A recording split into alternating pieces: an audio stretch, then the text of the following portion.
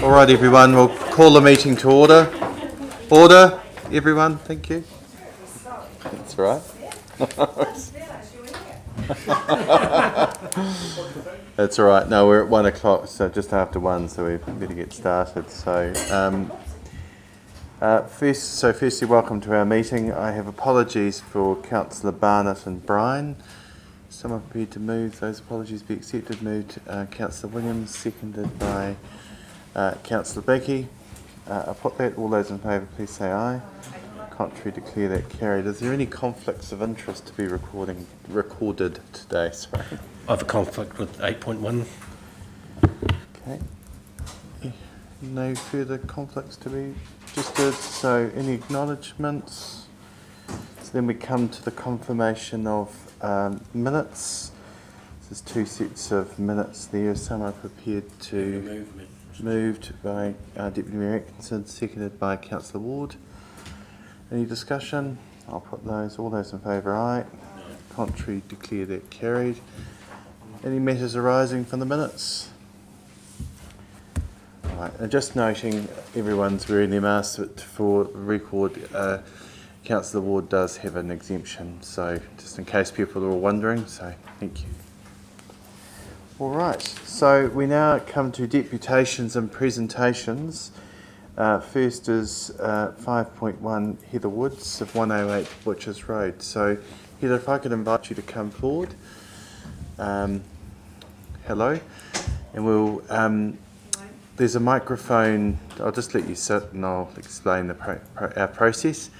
So we've got you've got a microphone in front of you. If you wouldn't mind pressing that when you come to speak, and we enable you up to 10 minutes, which will may include some questions from colleagues. So, and thereafter, what I'm proposing to do, Heather, because it relates to item 8.1 on the council agenda, I will take 8.1 first. So then you can be present for the debate if you wish to. Is that okay with you? Welcome, and if you could just click your microphone, and we look forward to hearing from you. Hello, thank you for the opportunity of being here. I've prepared a summary of what my issues are, but since I've read your minutes, I've got further information to add, so I should start with that first because I haven't got very much time. In your minutes, you're saying that this issue about the dispute between an esplanade strip, which we were told would apply to us if we subdivided in 2019 and 20, was superseded by another decision in 21, which said that you now wanted a esplanade reserve. This is firstly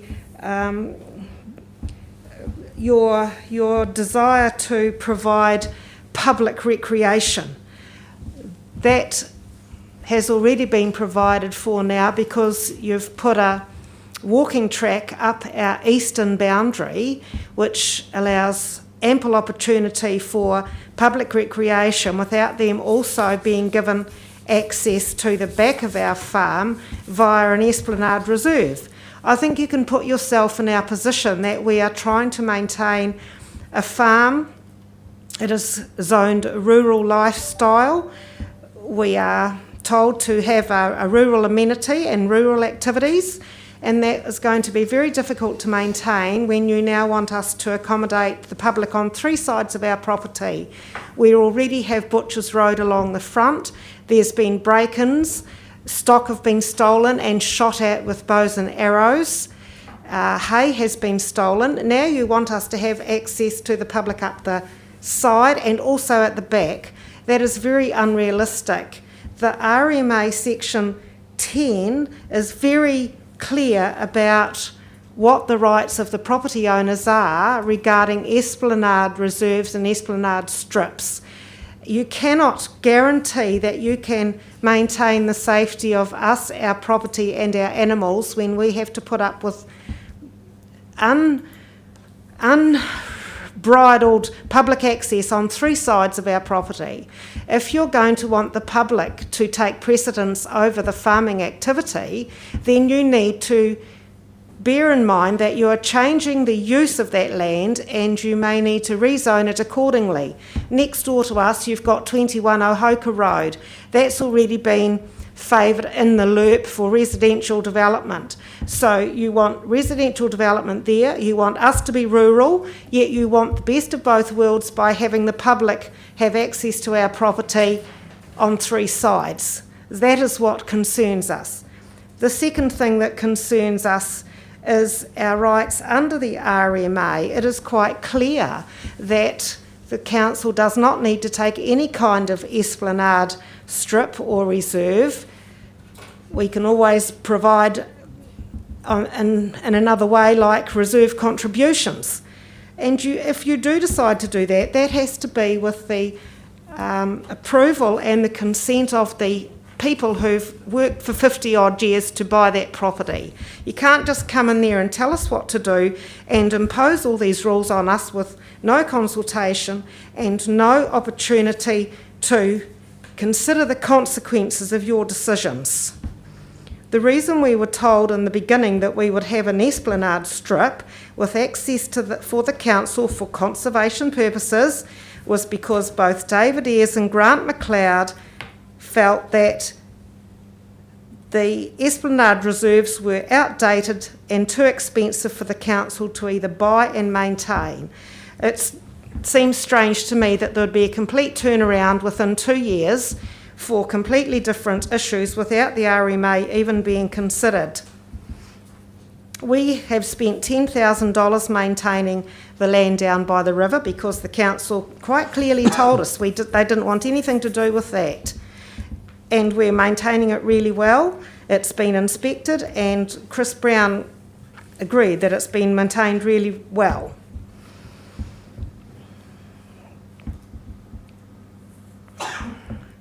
The walking track in itself is alarming because I believe an impulsive decision was made at a council meeting to have this walking track by looking on a map and saying this would be nice.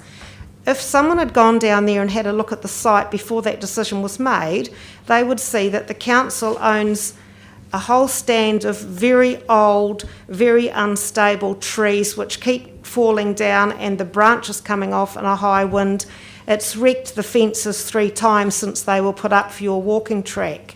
It needs a lot of work done to it before it's even suitable and safe for a walking track. These kinds of things would respond much better with a little bit more care and consultation.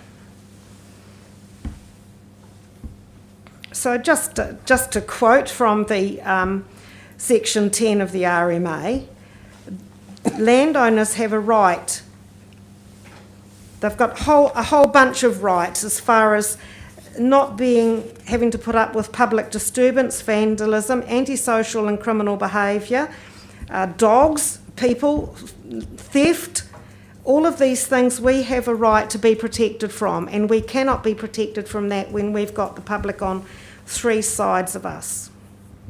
My questions to the council are, why did you not honour the previous agreement for us to have an esplanade strip with access only for conservation that we continue to maintain? We've let the council come and go there without any issues or arguments. We've been very cooperative and helpful. Why can't you stick to that?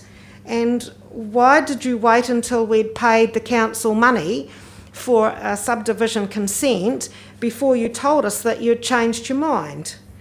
The second question is, do you honestly believe that you can keep that area, 3 sides of the property, safe when even signs aren't going to be adhered to if you don't have any monitoring? We all live in this district. We know that the theft from farms of animals and equipment is increasing all the time.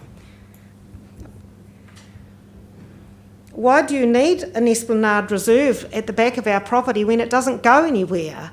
You've got the walking track which leads on to the reserve, which makes even more opportunities for criminals to scope the place and steal stuff in the night.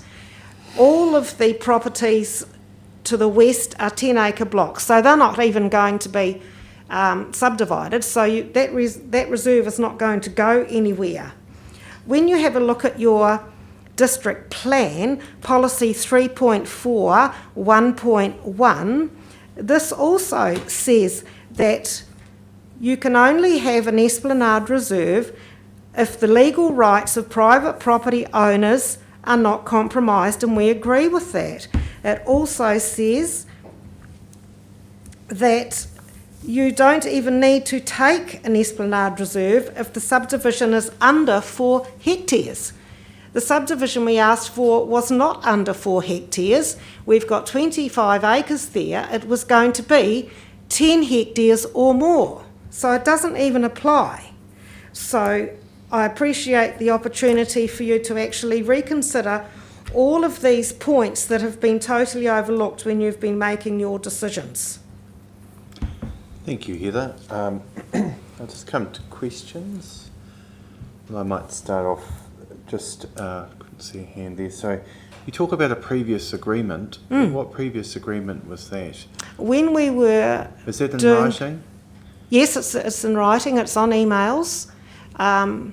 When we were doing our research as to whether we would subdivide, we spoke to the mayor, and then we spoke to all the people that were involved with what we were doing. They've all changed now, but it was the person in charge of recreation and property and things like that. The first email was from the last mayor, Mr. Ayres, and it said the reason why they didn't want reserves anymore was because of the cost, like I said, of both maintenance and buying it in the first place. And that was backed up by Grant McLeod in 2020, who had the same opinion.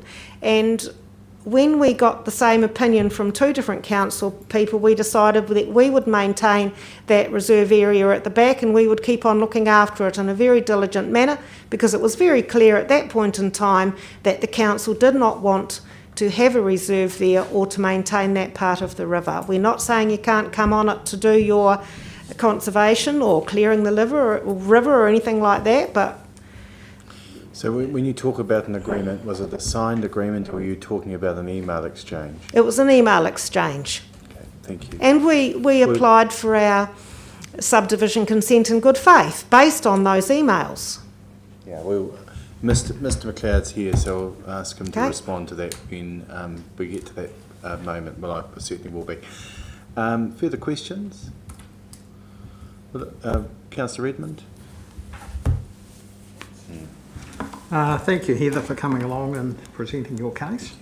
Do I take it from what you've said that you are happy with the esplanade strip, but not the reserve? Correct. We are happy with an esplanade strip, which has got only one purpose, because you can have only one purpose, and that is for conservation and the concerns that the council might have about the river. We are aware of the fact that because the river keeps changing, we may lose land that we own to the river, and we take that cost, not the council.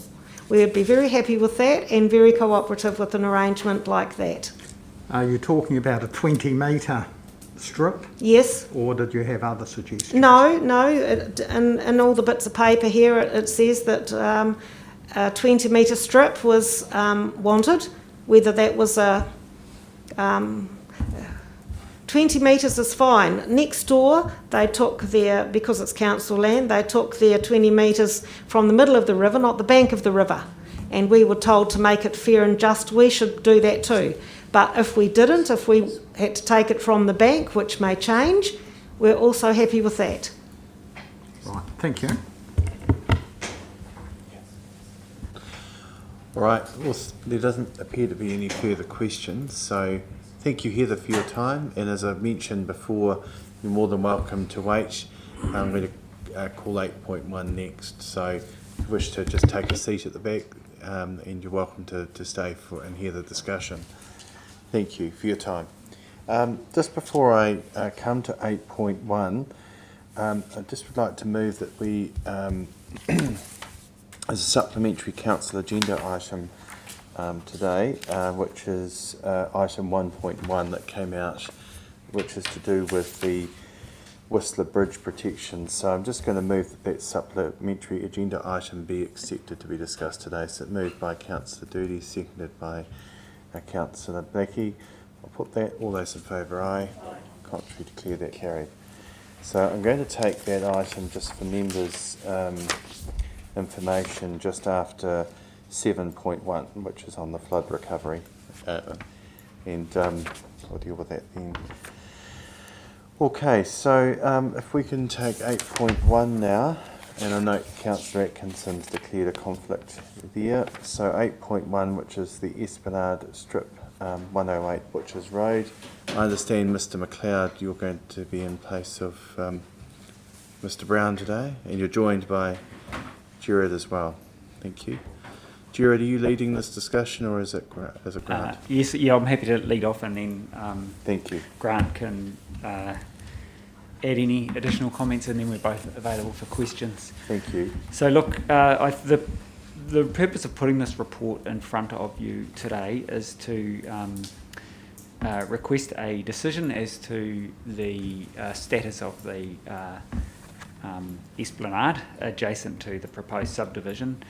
And the staff recommendation is that the council acquires that as Esplanade Reserve. So the purpose of requiring this is multifaceted. So the Ohoka River is actually is one of the most substantial rivers in our district. So we've got the large braided rivers. But just in the close proximity to this area, we've got the confluence of the Cam River, the Kaiapoi, Silver Stream, and the Cust. And this river serves a number of functions. Purely from a flood management and drainage point of view, it's a pretty critical section of waterway. Overall, it has become more and more challenging for council to gain access to both this river and other rivers like it over time, just because of the way development has happened, chopping what was previously larger farms down into 4-hectare blocks. And I have got experience of challenges within further upstream reaches of this waterway getting access in there, negotiating with property owners. So the staff advice is that it is Esplanade Reserve. We have other areas where we have easements that give council rights, but there's nothing that in any way is the same as actually the council owning the land and having full entitlement to access. So there's a number of other purposes of wanting it. We do actually want to, as a council, encourage public access and recreational use of waterways. The council has initiated the Arahatia Te Awa process, and we're currently working with a focus on the Cam River. But this is another very important waterway. From an ecological point of view, it's a very valuable waterway. It has got a constant base flow of spring-fed water through this area. Hugely important from a biodiversity and an ecological point of view, this stretch of river. And as you'll know, the council has recently carried out a subdivision on the adjacent land and put aside a 20-metre reserve as part of that. And also we've future-proofed the option of allowing a reserve from the corner. So there's actually just adjacent to it, there's a section of the road on the corner of Butchers and Ohoka Road that has got quite a large road reserve. That's immediately opposite another section where there's a quite wide section of land between the Ohoka Stream and the road. So there's actually some really good opportunities for linkage into the future, as well as continuous biodiversity corridors, and enabling public access both to the waterway through the section of land that has just recently been fenced off, and as well along that strip. It would certainly be our intention and staff that strategically over time the council seeks to continue to acquire Esplanade Reserve when the opportunity arises, such as through subdivision, so that you can actually get those the important access that we need for flood control, drainage function, biodiversity, public access for walking, and just for general maintenance and operations. So look, I think councillors are fairly familiar with a lot of the things I'm talking about and the issues in general, and the report that Chris put together is pretty comprehensive. So I won't talk anymore, but I'll let Grant, if you've got any particular comments you want to make before we open up for questions.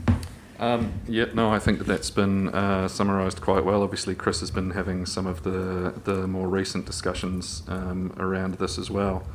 One of the points that was noted within the deputation just around stating that we didn't want the Esplanade Reserve, that was really at the time around whether or not we were going to buy that outside of the subdivision process.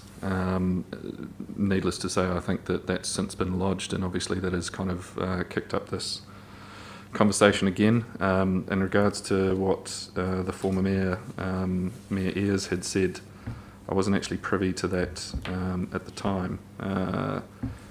As Jared's surmised, though, it's become more and more important for us to actually look at how we do flood mitigation and also protecting some of those biodiversity corridors along waterways as they become available. So this is really something that we're quite keen to look at doing, not just here but actually across the district, and especially in line with Araha Tia Tiawa as well. Thank you. Thank you. Questions? Come to Councillor Doody, then followed by Councillor Redmond. Thank you.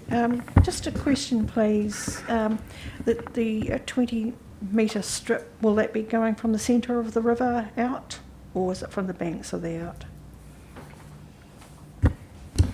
It's generally from the banks out. The difference between, I guess, the reserve and an Esplanade strip is that the strip kind of moves.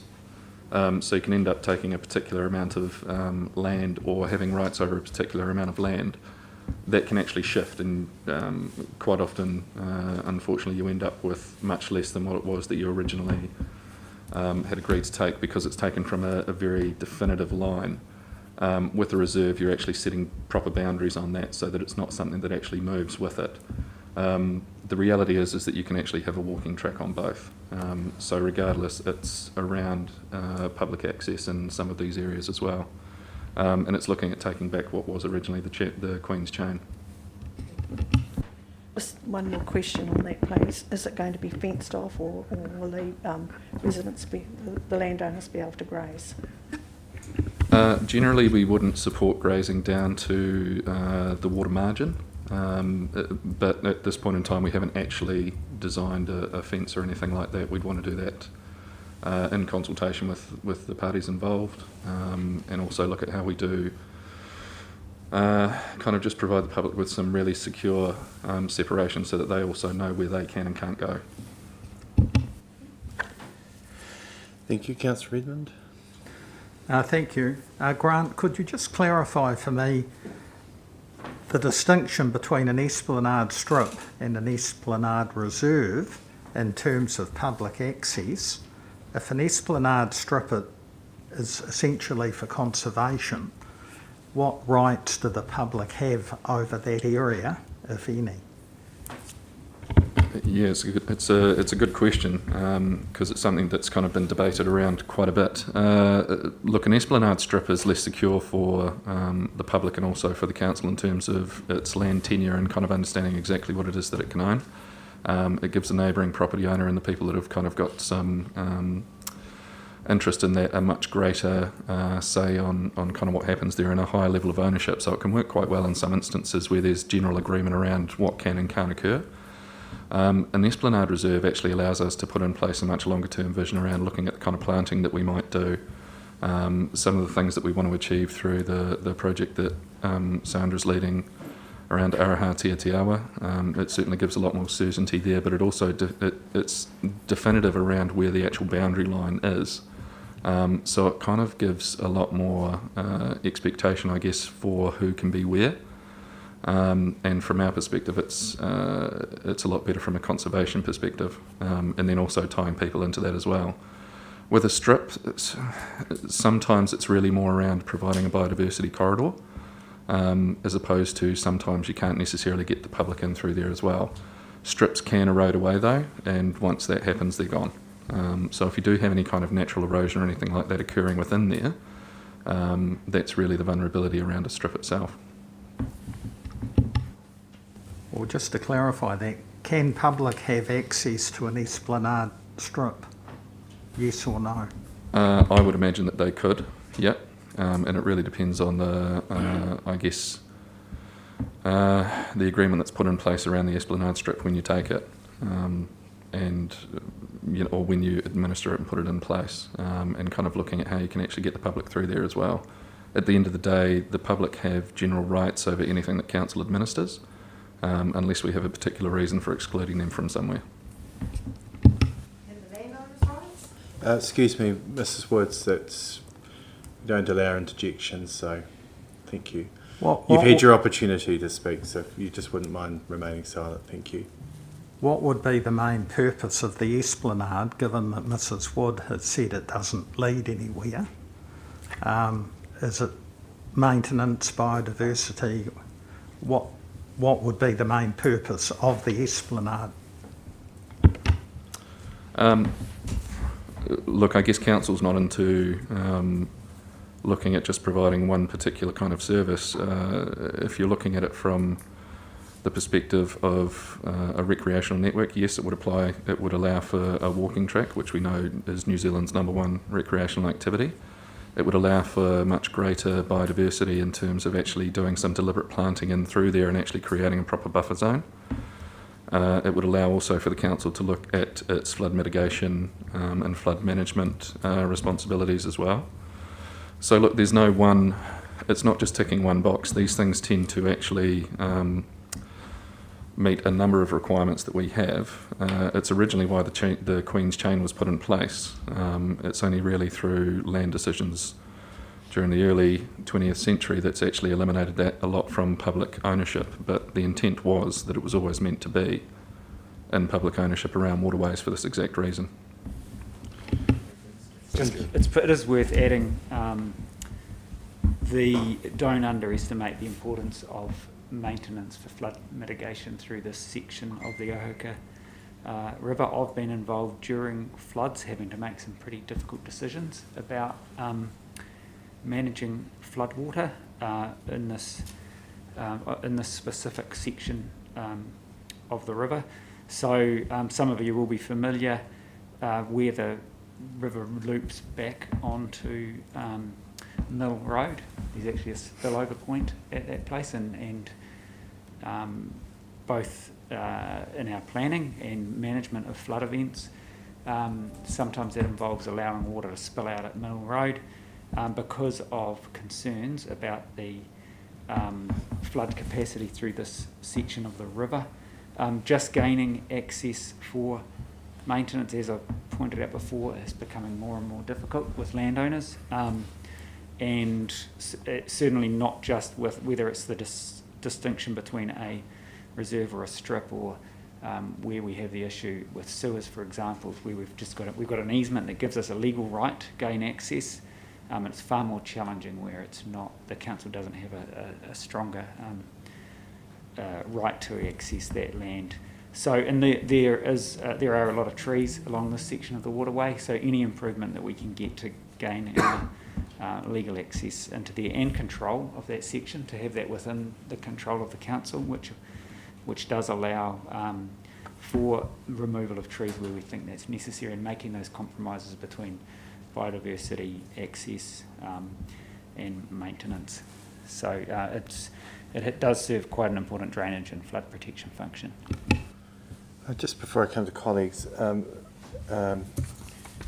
Woods talked before around agreements that were in place, and looking at page 117 of our agenda 4.1, I note that it's got a column there around discussions and then what staff have located or haven't been able to locate. Grant, I just wonder whether you wish to comment on the comments that are made.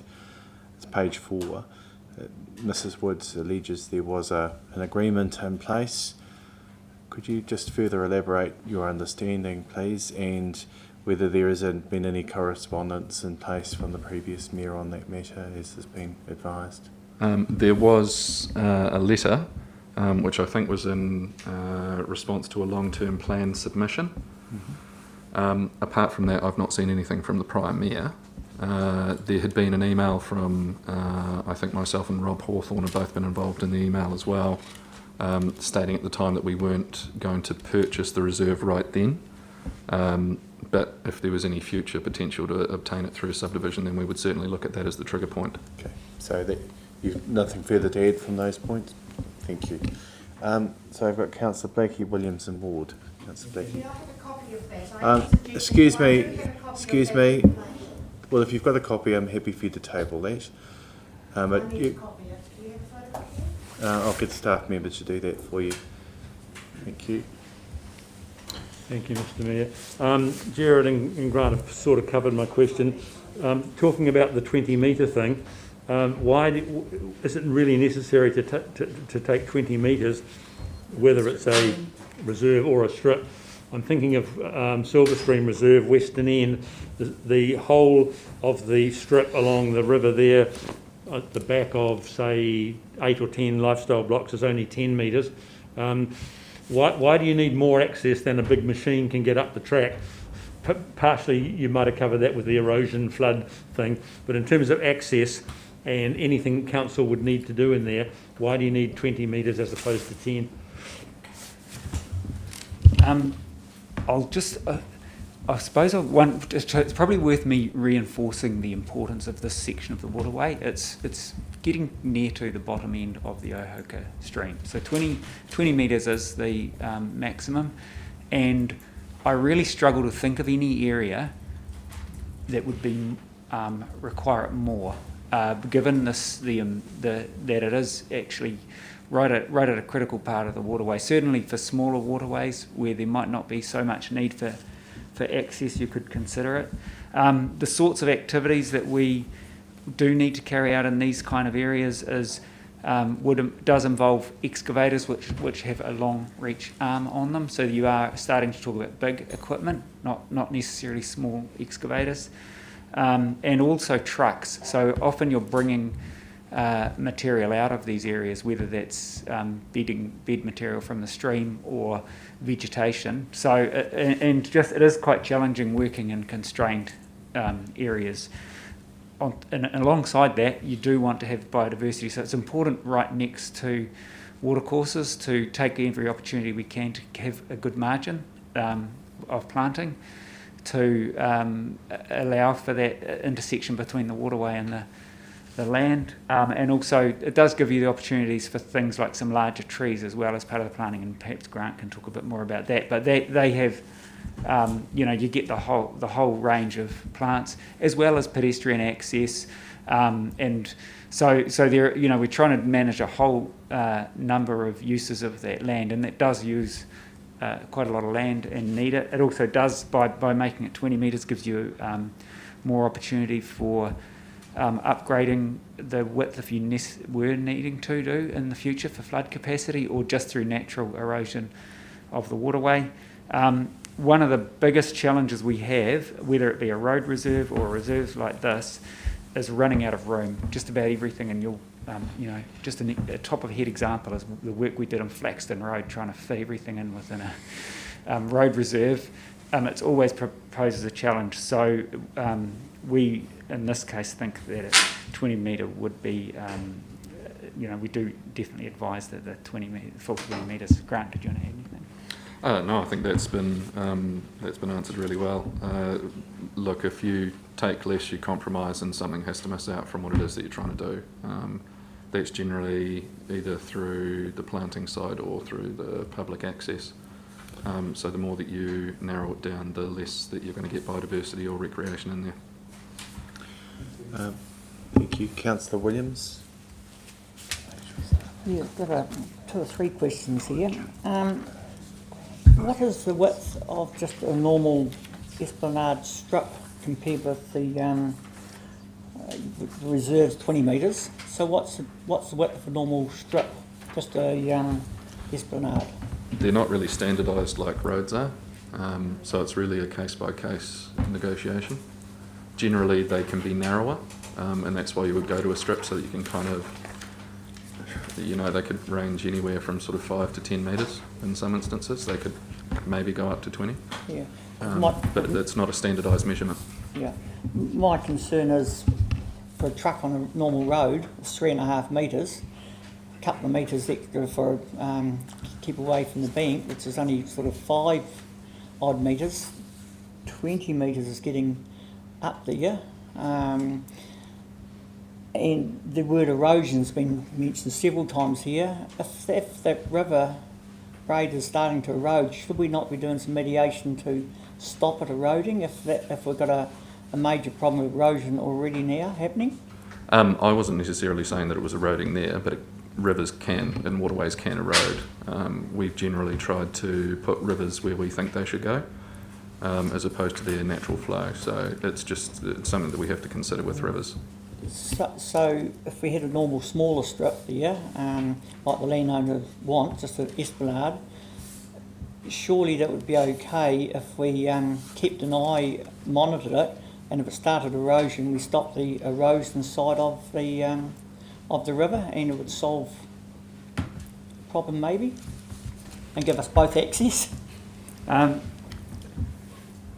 My advice is that 20 metres will give council much better opportunity to be able to come in and carry out maintenance.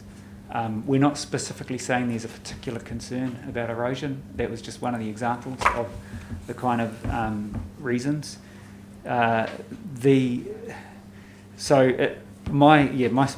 advice is if anything below 20 metres does start to compromise access and make it more challenging in the future, remembering that it's not just about getting an excavator or a truck in, it's getting both of them in there at the same time, having them able to operate, not have the tracks of the excavator too close to the river, not damaging any other planting that we might have, or the access way. So it's always very challenging and constrained in these areas. When you look at the scale of the plan, that helps put things into perspective. I'm just trying to get the page number in the report that actually shows you how wide 20 metres looks relative to, so that's page 126 in the agenda. We're talking about 4 and 6 hectare blocks. The impact, when you look at it proportionally, of whether it's 20 metres or something less, still means that it's a relatively small part of the entire rural block there. But when you start to slim down the 20 metres, that does start to have a physical impact on what you can manage to do within that area. So you're saying we couldn't get contractors in there and maintenance if we only had 10 metres, for example? No, I'm not saying that. You could do that. With a 10 metre wide esplanade reserve, you could get in and do maintenance, and we do in some other more constrained areas. It's just much more challenging, much more expensive, much more difficult. Cool. Thank you. Councillor Wall? Thank you. How far away from the river are these big trees that need attention? That's one of my questions, and perhaps I'll ask that first. I think it's directly within that corridor. There's some that are adjacent to the property down the strip that leads down into Butchers Road itself, so there's something that's currently being managed through the property team. The ones that are at the back there, I think they've been currently, the waterways team through Greg have been going through there intermittently. We haven't yet, as Green Space, managed those trees or taken them on in any capacity. So would they be 5 metres or 6 metres away from the river, or would they be 10 metres away? I couldn't tell you the exact distance of each tree. Okay, there's quite a few. I believe there's more than, there's several through there. My other question would be, who would pay for fencing on the boundary to give security to the landowner? Again, I'd have to check that with the subdivision, just in terms of when you're actually doing a subdivision and putting that in place, at the point that you take a reserve. Right. Thank you. I was just on the Keatley Place area. I'm quite familiar with that area. That's got a Esplanade Reserve, as I understand. Do you know the width of that?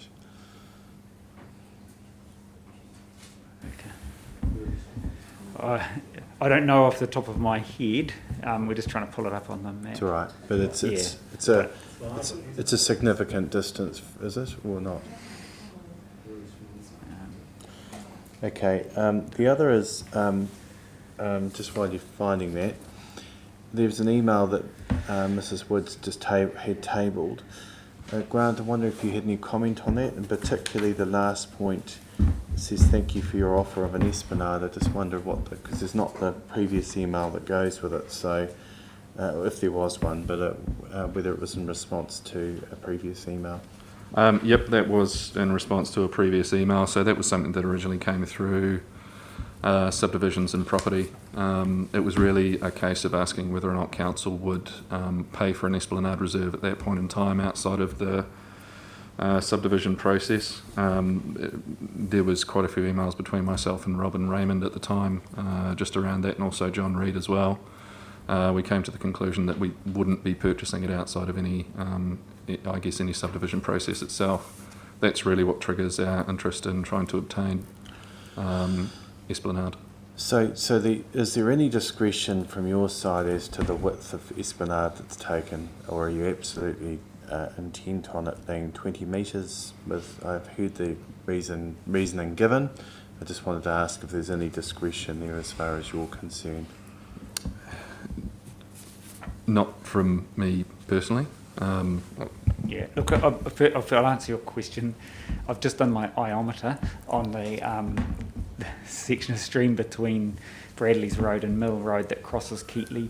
It's variable. It looks like it ranges from around about 20 to 10 metres. It is quite sinuous, variable, a much smaller waterway than we're talking about today. I think in terms of your question that you've just put, this is down near the bottom end of the Ohoka stream. So as far as the Waimakariri District Council goes, within our district, if you put aside the Ashley River and you put aside the Waimakariri River, the large braided rivers, this is a substantial river. It's and it is getting down towards the bottom end of it, and we have got this minimum, this 20 metre. So any compromise here, I struggle to see why you would think of going to a narrower width in this situation, given that it's probably, as far as the value to the community, is a very high value piece of waterway, both in terms of access, flood mitigation, ecological, and drainage function. So you could make it narrower, but that definitely would be a compromise. And as I said, I really find it hard to think of any other waterway where there would be less importance. So I'm taking from your comments that your recommendation stands of 20 metres. Correct. Thank you. All right, no further questions. We come to a recommendation. There's a recommendation. Someone prepared to move? Councillor Stewart. Sorry, I didn't hear you. Sorry. Could you use your microphone, Councillor Stewart, please? Sorry. That's all right. I'll move the recommendation to A to E. So A to E, 8.1 A to E, yes. Yep. And is there a seconder for that, Councillor Blakey? Councillor Stewart, would you like to speak? Yes, thank you. A lot has been said by staff about this stretch of waterway, and I'd just like to reinforce some of the points there. And also, I certainly don't dismiss the concerns that Mrs. Wood has.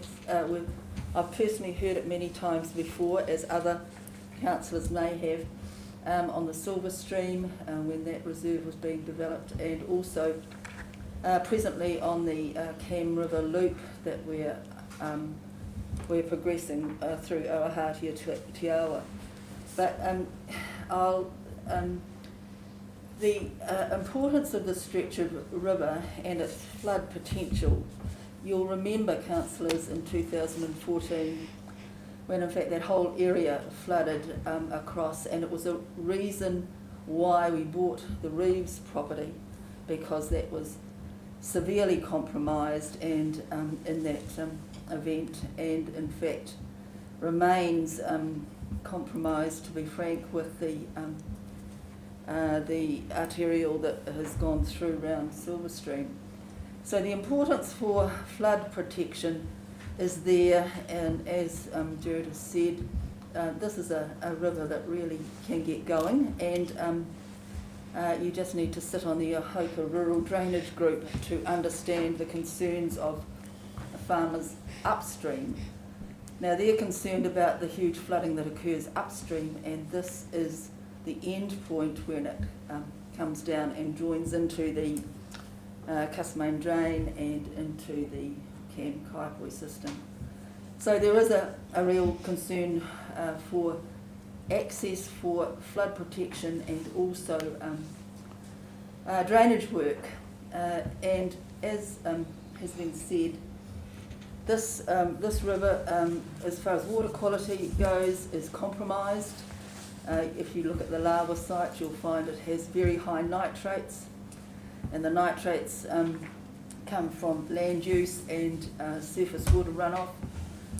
What a 20-metre esplanade reserve enables you to do is to plant quite heavily down to the river itself, 5 or 6 metres at least, to provide a filter strip, an area where you would have public access at maybe 3 or 4 metres, and then another area heading up to the property boundary with the neighbouring landowner, where you can create a buffer zone, again native planting in consultation with the landowner, to address the security concerns that many have about having public access round there. So I'm thoroughly in favour of taking the full 20 metres.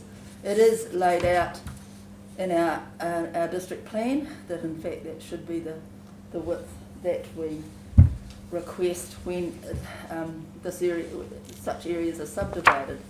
And yes, it goes nowhere, but again, this is forward thinking, that there will be a network of paths and access along waterways to tick off not only, as I said, the flood protection and land drainage functions, but also a revegetation, a corridor from mountains to sea, which is supported by our runanga, and improve the waterway as that happens. As I said, I've heard before concerns from property owners who butt up against a proposed access way, and putting people through these areas is incredibly important. You need to understand and appreciate the conservation values here and actually embrace and adopt them, because that's the only way that we will see increasing native vegetation restored and also improve our water quality. So what happens if this progresses is that council staff would be in consultation with Mrs. Woods about how those her concerns can be addressed, and I would say a very heavily planted buffer strip of native plants and trees would in fact alleviate some of her concerns.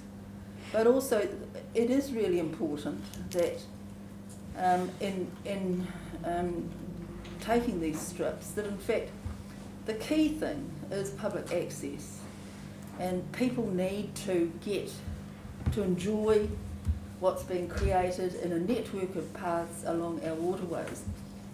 And as has been pointed out here, an esplanade strip that would be not as secure as I think I certainly, with Arahatia Te Awa in my vision, but also the council would want to secure access and a network of paths throughout the district along waterways, and as well as ticking off all these other planks that we want to see happen in our district. So I really urge you to approve the 20-metre Esplanade Reserve and encourage council staff to work closely with Mrs Woods to mitigate her concerns. Thank you. Thank you, Councillor Stewart. Councillor Blakey, do you wish to speak? I shall be very brief, Your Worship. Just to reinforce what Sandra said about on the security situation, the vandalism and the theft, we have established at Silverstream Reserve and other places that letting the public into these areas actually completely mitigates the worries and the fears that the landowners have. You put boots on the ground in there and eyes on the ground. You're actually enhancing the security of your property. People who come and steal stuff have to bring a vehicle in. They don't come up these tracks. The people who come up these esplanades and tracks are good people, with good in inverted commas. You don't get low life coming up them. We have had no problems in kilometres of these tracks and other reserves. Quite the reverse. The security of your property is actually enhanced. Further speakers? Okay, well, do you wish to speak? Make an amendment. Would you like to move an amendment? Vote Yes. amendment. Yeah. That we convert that to a strip rather than the 20-metre area, because I've been... Hold on. Yep. So you're wanting to amend C, is it? C to a strip rather than... Change the wording from Esplanade to strip. So And take away the 20 metres. Esplanade, change the word reserve to strip. Yep. So you're moving that. Yep. Do you have a seconder? Seconded by Councillor Redmond. So would you like to speak to the amendment? Yeah, while I can see we want a lot of space for moving vehicles in there, I particularly haven't been pushed in the way that we need that axle width. I can see us operating on a 10-metre strip quite comfortably, and I asked the question of what the width of a normal strip is, and I wasn't given that answer. It was just that it could be something or something or something. So I haven't been convinced by this report that it's really necessary for the council to do. I know it's really good for protecting waterways and what have you, but I haven't been convinced that we need a full 20 metres. Can I just make it clear, Councillor Williams, that all you've changed is the word reserve, so it's still going to be 20 metres. You didn't change... I said take away the 20 metres. No, you didn't. You said just reserve. You just said change the word reserve. And I said also take away the strip. No, that's not what I recalled. I'm sorry, but that's what you moved. Sorry, the Melanie beside me heard me say that. Well, it's not what I recall hearing. I did clarify as it was changing the word strip. I actually said twice, remove the 20 metres. Well, as the seconder, what was his understanding? My understanding, Mr Mayor, was that the word reserve be replaced by the word strip, and I do recall Councillor Williams mentioning 10 metres. I'm not sure if that ended up in the motion or not. Well, it's not what I recall. It wasn't significant for me. It's not what I recall being moved. I recall the change from reserve to strip, and that's what I clarified with you. Look, I'll give you the benefit of the doubt. If another councillor heard it, but I heard it differently. So you would want... You didn't say a distance though. I You said remove the distance. You didn't say 10 metres or 20 metres. You said remove the... And remove the 20 metres wide. Yeah. Well, I think I've clarified the wording. So at the present time, it still has the words 20 metres in there. Okay, Councillor Redmond. Thank you, Mr Mayor. I've seconded this motion because I'm not convinced that an Esplanade Reserve is the best option. I think the objectives, what we're trying to achieve, can be met by an Esplanade strip as opposed to a reserve. And I just checked in Schedule 10 of the Resource Management Act, the provisions of an Esplanade strip are set out. Those, unless the strip is for conservation only, an esplanade strip can also provide public access, which I think is one of the reasons for having esplanade strips in the first place. If it's a reserve, this council will have to purchase the land involved. So if we're going to do that over the whole district, there's a significant financial cost in that, where I think a reserve will actually achieve the same result. It gives the private land... Strip, sorry. Very confusing. A strip does give the existing owner some control in terms of the area concerned. It remains part of the title. If whatever the width of the strip is, it's unlikely to be eroded so that it becomes useless if there is some movement at the margin of the river bank. I think it's a matter of balancing private property rights and the benefit for the public generally. And the Schedule 10 of the RMA, in my view, seeks to provide that. So I think the matter can be adequately addressed by a reserve strip, which does provide public access and not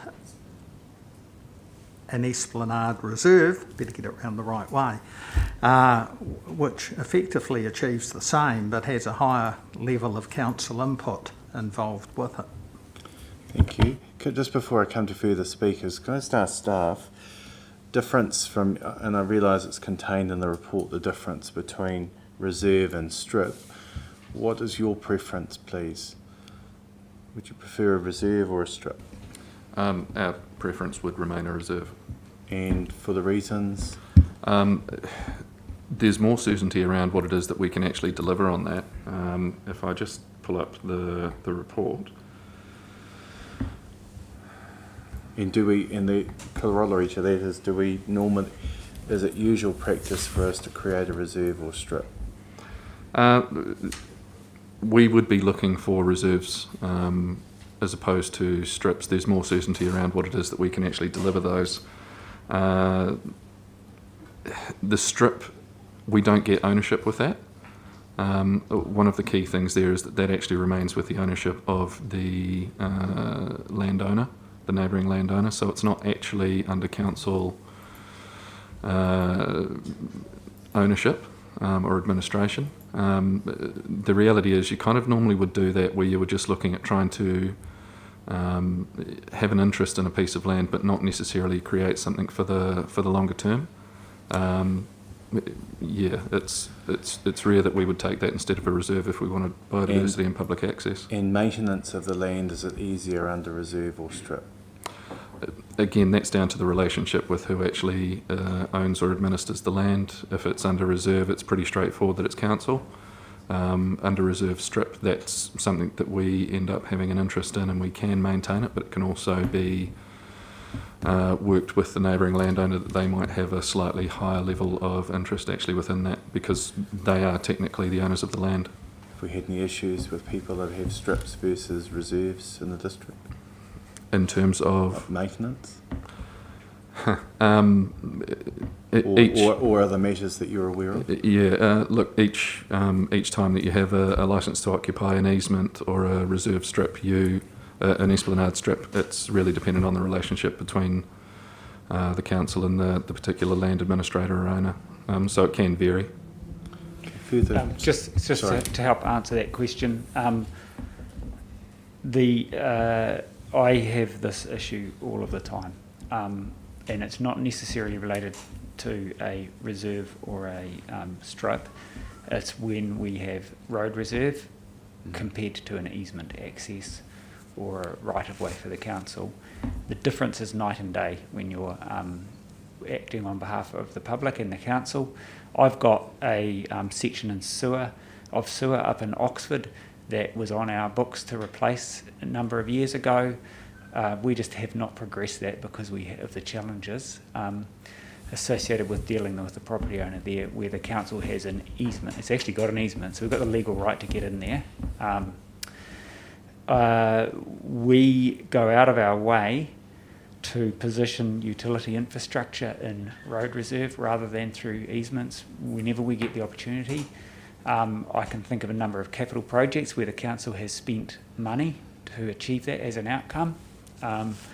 And when we're looking at subdivision consents, that's always front of mind. I see this as exactly the same situation. My advice to you, based on my experience, is that a reserve will give the council much better control and access into the area. If you take a access strip which gives you rights over someone else's land, you're not in the same position at all. So that's my advice based on practical experience in my role over the last 2 decades at this council. Thank you. Councillor Mealings, did you wish to speak or a question? Questions. Yeah, sure. So just to clarify, can you please tell me if the Ohoka Stream Walkway, is that a reserve or a strip? Or is it a combination of both in some places? It's reserve. And also further to that is the stretch of the Cam River where we've just undertaken planting for the Otohati-Atiawa project. Is that reserve or strip? The Otohati-Atiawa section is reserve, not strip. I believe so are you thinking about the Ohoka Stream between Between Bradley's and Keatley, and then so that's Keatley actually, to just Mill. looking at that, that's titled, so it would be whether I'm not sure exactly what kind of reserve it is, but it's not strip. I used to live there and had partial of it, so most of it's reserve, except for the part Keatley from Mill and Road Mill. to part of the end of where the Armstrong farm. That's Yep. strip. That's So there's only a 5 metre part of strip, it isn't that's strip. The rest of it's reserve, is my recollection. That was Being my a thought as well. landowner Because in I, the past. that's what I thought, and I think that there's been some interesting issues that have cropped up between the two of them. But no, thank you for clarifying that for me. Councillor Wood, did you wish to question or do you wish to speak? Yes, a question would be, would it be more security for the landowner with a reserve as opposed to a strip? More security in terms of... What I'm saying is, with the reserve, they would have a potentially good fencing between the reserve and the land that they own, as opposed to a strip where it's open and people can walk through and have public access without it being fenced off, perhaps.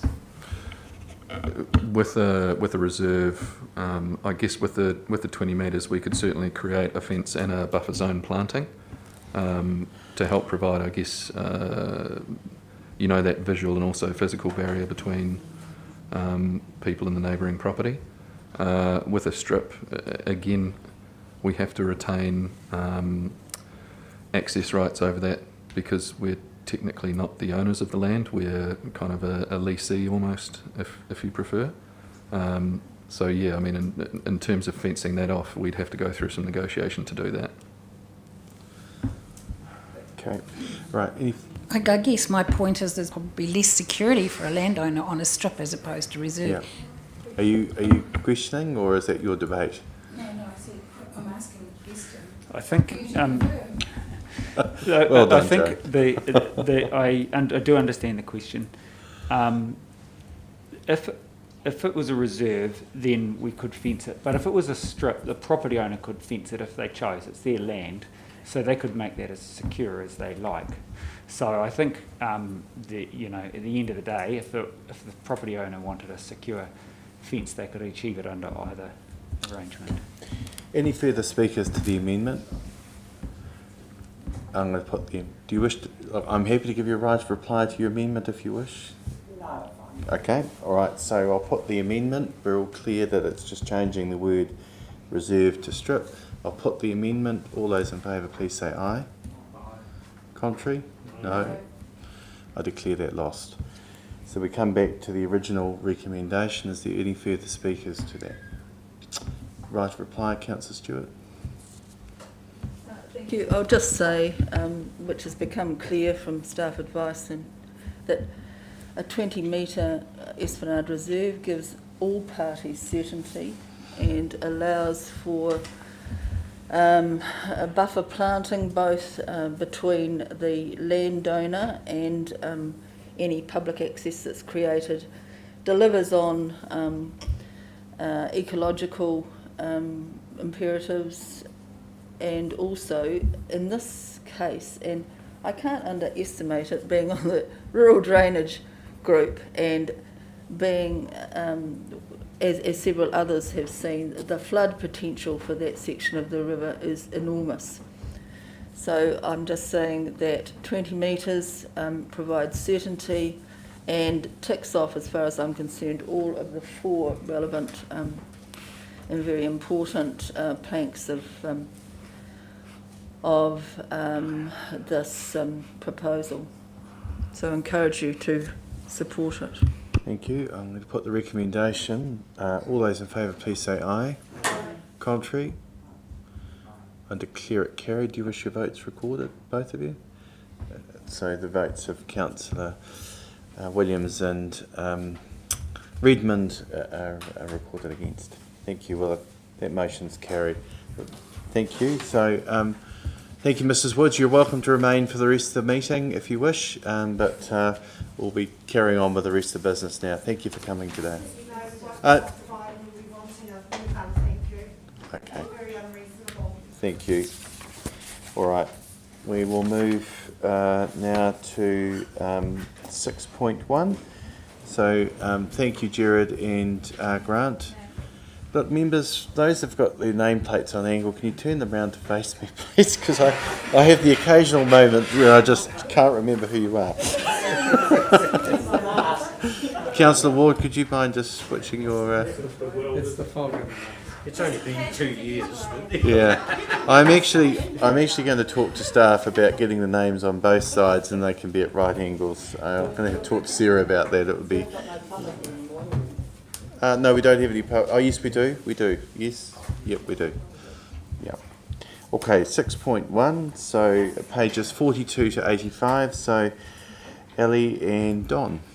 Thank you. There's been a series of questions also by Councillor Barnett. So just you'll address those in the context of your comments. Thank you. 6.1. Page 42 to 85. Thank you. Thanks. I've just done. All right, Ellie. Sweet, thank you. So this report is intended to update Council and seek approval to consult on the Walking and Cycling Network Plan and associated infrastructure prioritisation program. In the recently released NLTP, no funding has been allocated in the 2021 to 2024 period for new cycleway construction within the district. Staff will continue to work with Waka Kotahi and advocate for funding should it become available. However, due to the uncertainty around funding, the delivery of the prioritisation program is now not allocated over a prescribed time period. The recommended option is to approve consultation and retain the current council budget allocation of 49%, as this enables council to effectively respond if budget does become available from Waka Kotahi, and also ensures that the public get a say on the proposed plans and prioritisations. Don, you've got some stuff to add. Thank you, Mr. Mayor. Just generally, this report is the end of a reasonable process. We have been with the community boards now for several briefings. Firstly, on specific sections of the plan, and then also on the general plan, and then there has been meetings as well. Yesterday, we received quite a full email from Councillor Barnett, which we have responded to. Now, unfortunately, that only happened this morning, and so it hasn't been included in any of the papers that you have in front of you. Generally, the concerns of Councillor Barnett, I think, could be summed up reasonably simply in that she believed that a number of points that were made throughout the discussions with the community board hadn't been appropriately either recognised in the report or changes made appropriately. We would suggest that that would fall into 2 or 3 different categories. Firstly, there are a number of the changes that have made their way into the plan in response to those commentaries, and so there are certainly changes to the plan that have emerged from both the briefings and the report. Secondly, we certainly note that it is difficult to capture everything in the briefings. We make it an honest and earnest attempt to do so and have recorded those, and largely those points are captured in the second of the reports. We didn't carry them all through to the covering report, the one to the council, but they can be found in the underlying report to the community board. Those reports to the community board were received by the community board and passed without any commentary about the notes that had previously been taken. So the appropriate time to express any concerns about the lack of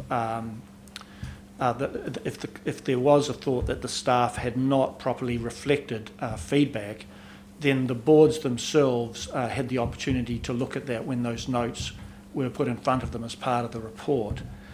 So in saying that, of course, we acknowledge that, well, we would suggest that this step is only putting the documentation out for consultation, and that there will be this round which will now occur, and then the boards themselves again will consider the feedback from that consultation and make recommendations through to this council again as to what it wishes to do with that information. I think a lesson for the staff will be, for the next time around, we will make certain that there are more clear resolutions from the board on what it is they're actually wanting to be reflected and told to the council. So, some of the points raised were, I heard this matter, or I understand the following was said. As I say, it's always difficult to pick up all of the points raised and made, and some of them may be a commentary from a single member rather than something that is reflective of the whole board's view. So while there is a place for informal briefings and receiving feedback for that, I think in this instance, given the email that we have received, I think we will be better capturing specific information from those boards and in making sure it comes through as a clear commentary on behalf of the board to this council the next time it considers it. I don't believe there is anything flawed in the information that you would be passing today. I think it is well reflective of the conversations we have had with the boards, and I think that anything that is of concern to a particular councillor can be picked up and made sure that it is captured in the next round as these matters are further discussed and debated.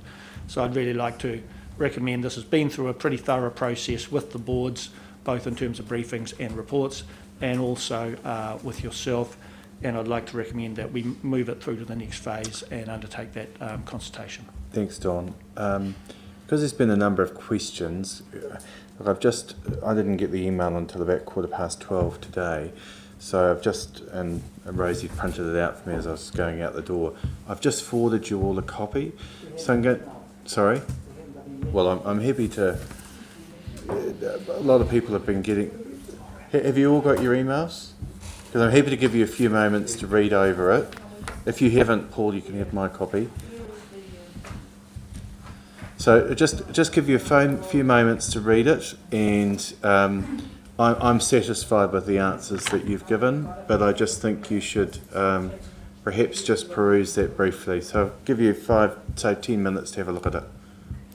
In the meantime, could I ask a question? Maybe just pause, Joan, if that's okay. About a cycleway maintenance facility. Yeah, I think, can we just pause so that colleagues have a read, and I'll come back to you in a minute. So just 10 minutes, guys, and we'll so just have a brief agenda. Just for the benefit, there was a question asked before, was there public still here?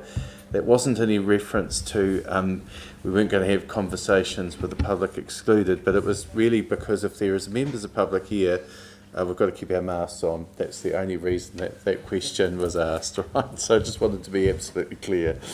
All right, so if you just have a read of that, and then I'll reconvene in 10 minutes.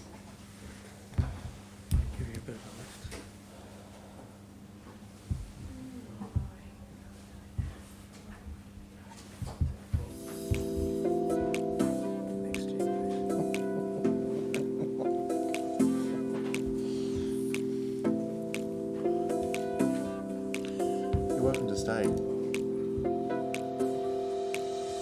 Yeah, you don't have to leave. This is it's a public meeting, so feel free. Okay, all right. Nice to see you.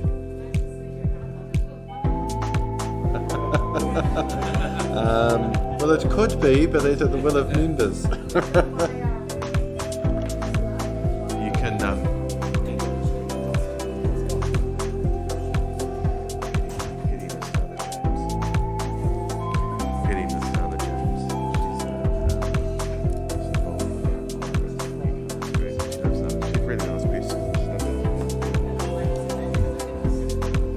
No, no, it was Neville. It was Neville prompting.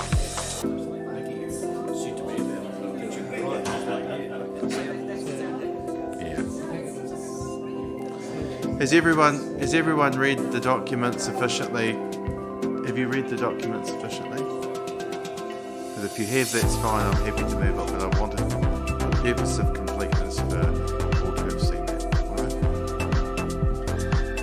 Okay, thank you. Yes. All right. If you have, give me a few more minutes. No stress. No, but if you carry on reading, if you wish. Okay. Or we might.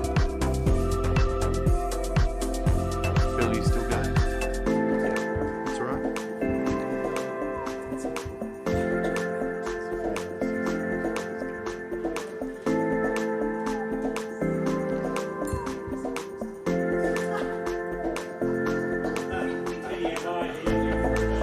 Yeah, I think I second that now. Just remember your bubbles, team.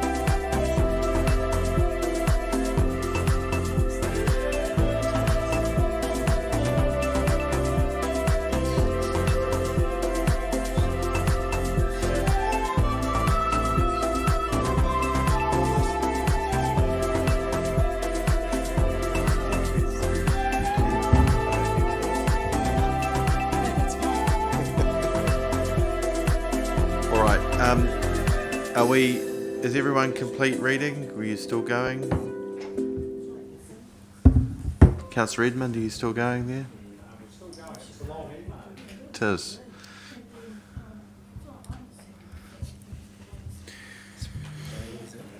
Hey? Is that email from Dave Gerard? No, it's from Gerard. Came through at 12:15. Oh, that's the Yeah, the response. Just making sure for completeness that it has been considered.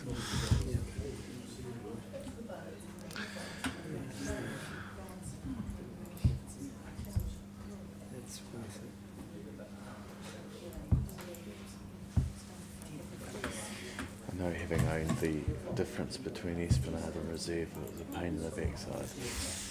Far rather it was a reserve.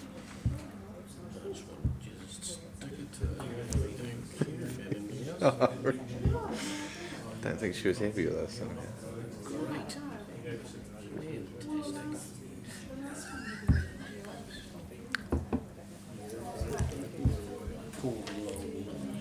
Oh, just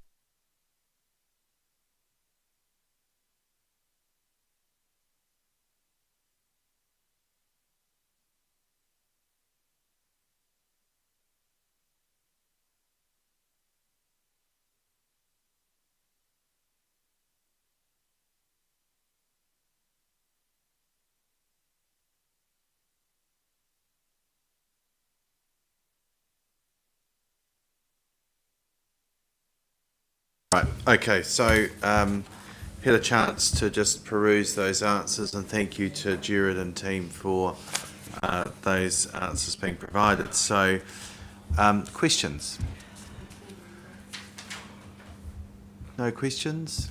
All right, so we've got a series of oh, sorry, Councillor Williams. Sorry. Yep. Stuart? Yeah, Councillor Stewart, and then Councillor Williams. Yes, please. Thank you, Councillor. Do you think, in the light of there being no funding for this work at the new cycleways at the present time, that it is worth actually stating that clearly in the consultation? I know you're taking the timeframes off it, but actually state that for the next 3 years there is no funding from Waka Kotahi for implementing new works, because I think that needs to be clear, raises the expectation. Yeah, I think that's fair. Sorry. Yes, I think that is a very good suggestion that we'd make clear in the covering wording. So obviously there will be plans going with this, but there'll also be a covering flyer. We will probably soften the wording slightly, because obviously there still is council funding, and then secondly, we are not 100% certain about where the funding might fall over the next 1, 2 or 3 years, and there is sort of mutterings from NZTA that there may be some of those projects that come back onto line within the next 3 years. So we don't want to be too definite, but we certainly could be clear about the current situation. Yeah. Thank you. I think that's a really good suggestion. And as you say, we're not totally clear where their program's at, because they're not clear. So when they're clear, we'll be clear, if that makes sense. Councillor Williams? Yeah. The consultation costs involved, does that come out of that 563,500 budget, or is that a separate account? The consultation costs, I think we've got 50,000 allocated, which is primarily staff time for Ali to prepare the appropriate information to go into the documentation, as well as our own staff of preparing the flyers and whatever. Are we posting? Are we posting? Posting out. There'll be posting costs and things. And would as well. normally that consultation be funded by Wakataki as well? In the project? I think it would normally come out of the project budget, which would have that percentage already included in the budget. It would form part of the project budget costs. Yeah, so we'd be using, actually a consultation would be double what we normally would spend. That's correct. Okay, further questions? Councillor Doody? Thank you. Just a clarification, please, because it doesn't say anything in here. When you're looking at these different walking and cycling programs and and those that have been already delivered, there's no differentiation between what would be suitable for rural and what would be suitable for townships. Like people would reading this, they would expect their whole rural network area to be sealed, but you've got no sort of what is required in a rural based one, which would be probably a good chip, compared to using that hot mix and sealing. So probably just a little bit more clarification in this approval. We have attempted to do that with the grades 1, 2 and 3 classification, but it's not clearly shown, and we I guess it's fair to say we are struggling with the complexity of trying to show lots of different information in a simple way. And so, we're trying to show things like what grade it is, what year it will be, whether it's there already or whether it's intended to be there. So there's quite a bit of information we're trying to establish and get across. We certainly will take on board your comment. I think the other complexity is it's quite simple as to what is a grade grade one's the good one. Grade one, I always get them around the wrong. The grade one, it's quite simple as to what is a grade one. It is a completely separate, on your own cycleway. The likes of the grade two, there's actually 3 or 4 quite completely different ways of achieving a grade two. Like it could be like we're doing in Paraki Street, or it could be a not fully separated. And a grade 3, again, can often be just lines on the road or whatever. So it can be quite difficult to, and of course the next sentence is we haven't actually done the full design of each of these. So exactly what type of grade 2 it will be or what type of grade 3 it will be hasn't yet been thought through. We've just indicated what type of user we're targeting, but not yet gone through the, so how are we best providing that service to that user. So it is, we'll certainly take on board the comment, but it might be something we struggle a little bit to really clearly identify. So just noting the... sorry, you had another question? Yeah, well, I was just moving on from that one. So the question is really what in the public's mind do you think they're expecting of their footpaths, etc.? It is a good challenge to put to us. We would hope that, for instance, if we draw lines down Flaxton Road, that people would expect they were going to get sort of an on-road cycleway down Flaxton Road. That is our challenge, to make sure that is really clear what people would be getting in different instances. We are trying to do that with examples out to one side that show photographs of a specific type of cycleway. But again, that'll be in one part of the document, and then there'll be a whole lot of maps in the other parts of the document, and it might be quite, it'll take a little bit of work for people to sort of look at a particular line on a map, see the colour of it, and go back to a sort of a reference to see what it is actually they're getting. But that's certainly our intention, is to ensure that people are very clear about what they're getting. Thank you. A question to both Ellie and Don. Noting the question that was asked by Councillor Williams before, that there isn't the funding here from NZTA presently, do you think it's important that we demonstrate that we've done this work, in the sense that it may well put us in a stronger position to put a bid to Waka Kotahi for this to be funded, albeit that we did put it in our NLT, well, it was in the RLTP, it just was unsuccessful as it appears in the NLTP. Do you think this puts us in a stronger position if we've done this work? I think it will always be a stronger position if we have more detail about what it is we want the money for. At the moment, it's really effectively we're asking for $500,000 a year, and we'll decide what we're going to spend it on.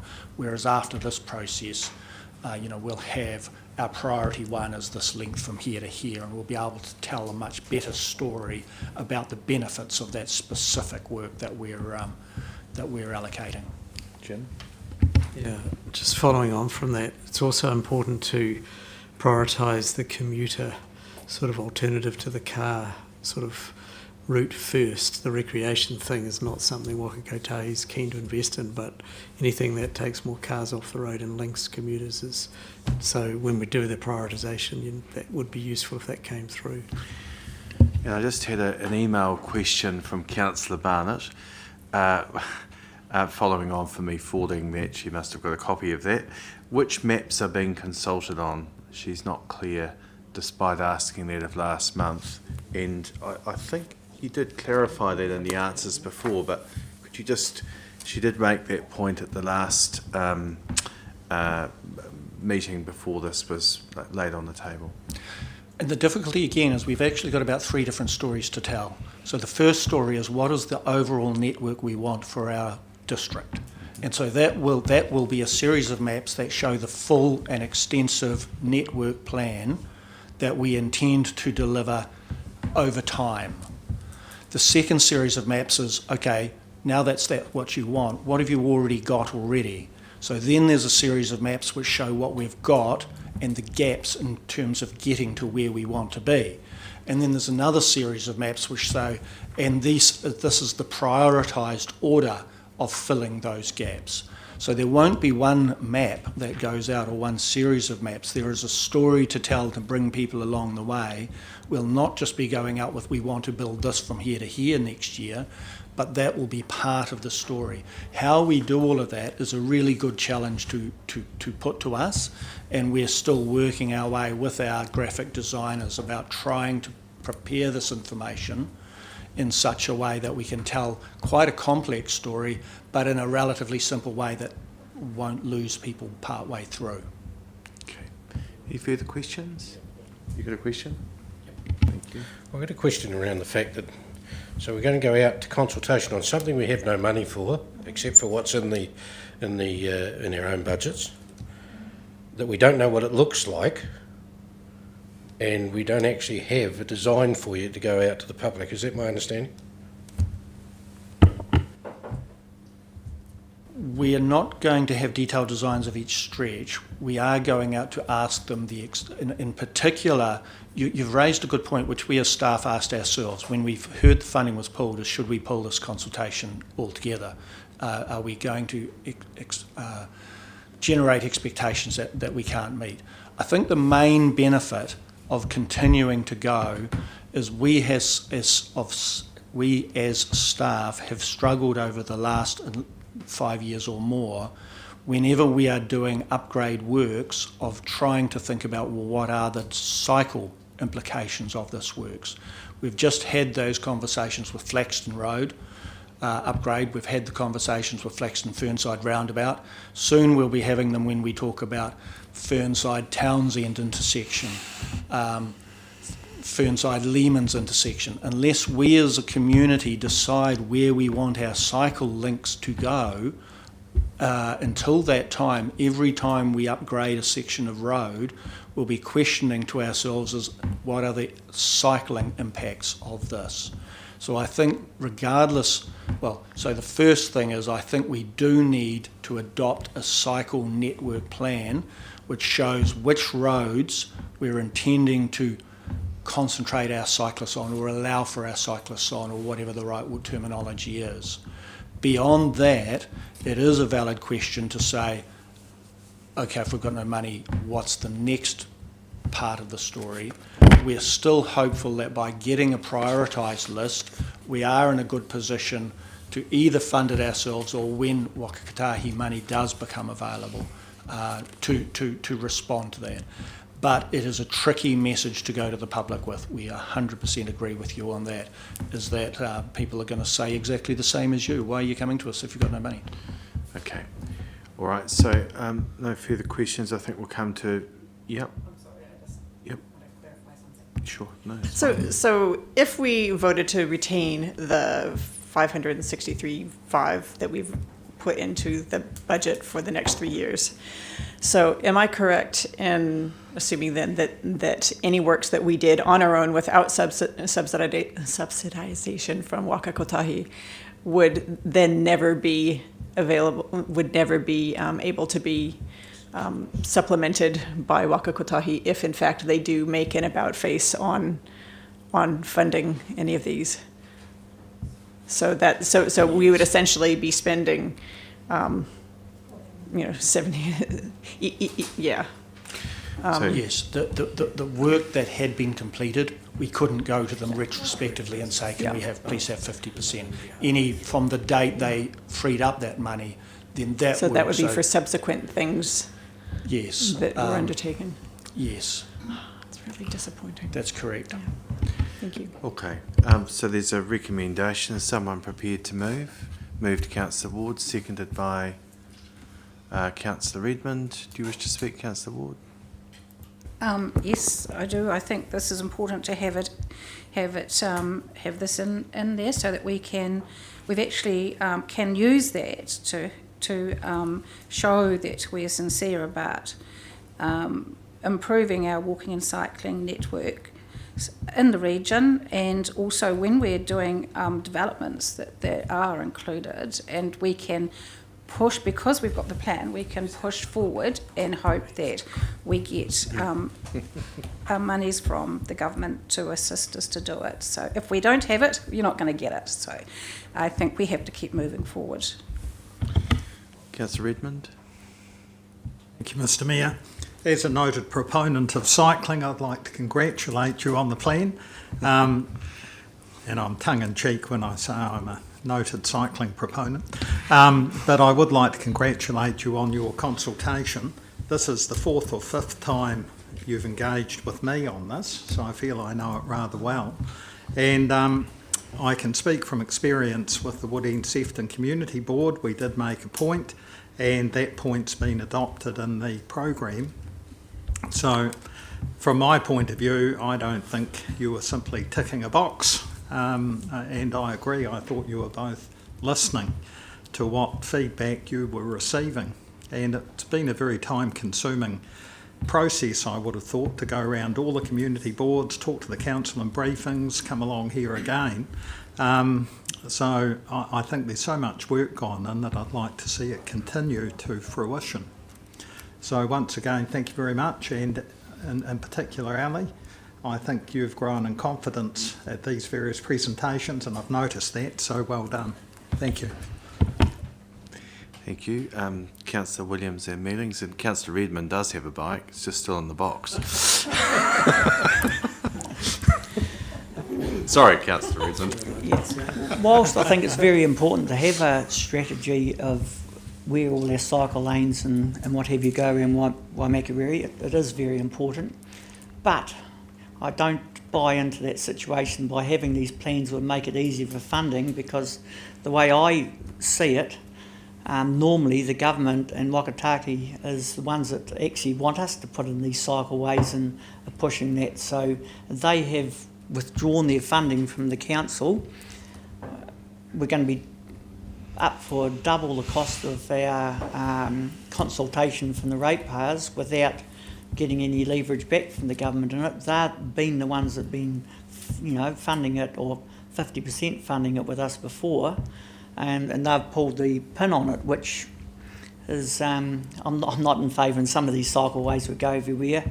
I noticed in Auckland they're removing some of them, but I think it is important for us to actually have a cycle network to know where we're going, and when new roads particularly get put in, we've got linkage from those new roads to existing cycleways, and for a long-term thing. And while I will support this, I'm very disappointed with the government pulling funds, so it makes our future planning very sick. And for future planning, it doesn't look really good. Councillor Mealings. First off, I would just like to say thank you for the comprehensive process that you've undertaken doing this. You've spent a lot of time and effort to go and speak to all the community boards and with the working group and whatnot to actually come up with this plan. And, it is important, like you said, for us to have a plan. And on that basis, I can support the recommendation for the fact that I believe that we do need to actually demonstrate we have thought about this. We haven't just pulled it out of nowhere.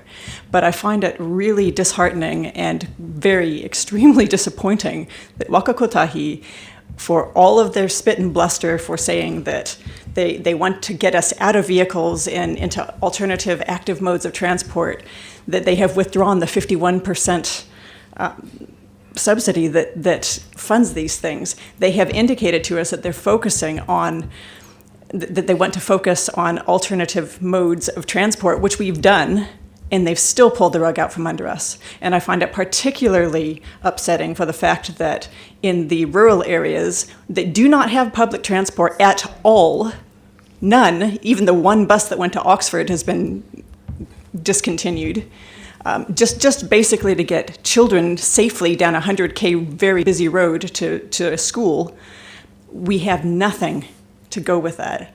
And there is an expectation and a desire by our communities to at least give kids that are outside of the school bus catchment area, because if they live closer than either 3.2 or 4.8 kilometers from a school, they're not eligible for a school bus. Those guys are left high and dry by this. And our community, has a justified expectation that, something should be done in that area. And we've tried to do that, and the NZTA has completely let us down.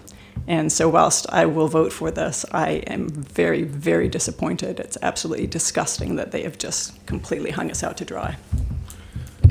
Thank you. Just to add, support the comments that have been made, and look, and agree entirely with Councillor Redmond. I think, Ali, you've done a really excellent job through this process, and it's through that that we have got through, and there's all this work that's been done, that I'm going to support us going out to consult with our community. And Don, it will be a bit of an act of how we explain that. But I do, in my question before, it was around demonstrating that the work it could be done and has been done would put us in a stronger position. We've invited, and in fact have had accepted, the Chief Executive of Waka Kotahi coming here shortly. And so it gives us a stronger position in which to make that point, to say that we're actually going out, and this is one that we are very disappointed in. I understand the bridge in Auckland has been cancelled, so $700 million being freed up. One would assume that's come from a source that could be redistributed. So it may well be that we end up in a position through this, because the NLTP process, as we've previously said, has been disappointing this round, and what we haven't got in there, including I think it was the 1.5 million that we were looking at to match our funding for this program here. So it is really disappointing. However, all the work's been done. It's not worth shelving when a lot of work's been put this in the position now to go out, have that conversation with our community, and then it'll be up to us what we prioritise going forward, and hopefully we've been in a position to persuade Waka Kotahi to provide us some funding. So thanks, team. Any further speakers? Councillor Stewart? I just want to endorse what's been said before, but I think it's absolutely essential that this goes out for consultation, not only because of the huge amount of very excellent and detailed work that's gone on, but it gives us certainty in a future road planning, and I think, particularly in rural areas, and I think I don't want to face Paraki Street ever again, where you're retrospectively, and undoubtedly it might happen, but we're retrospectively trying to bring public on board for a cycle link that we deem to be essential. Here we need to do our new roading and cycle provision hand in hand.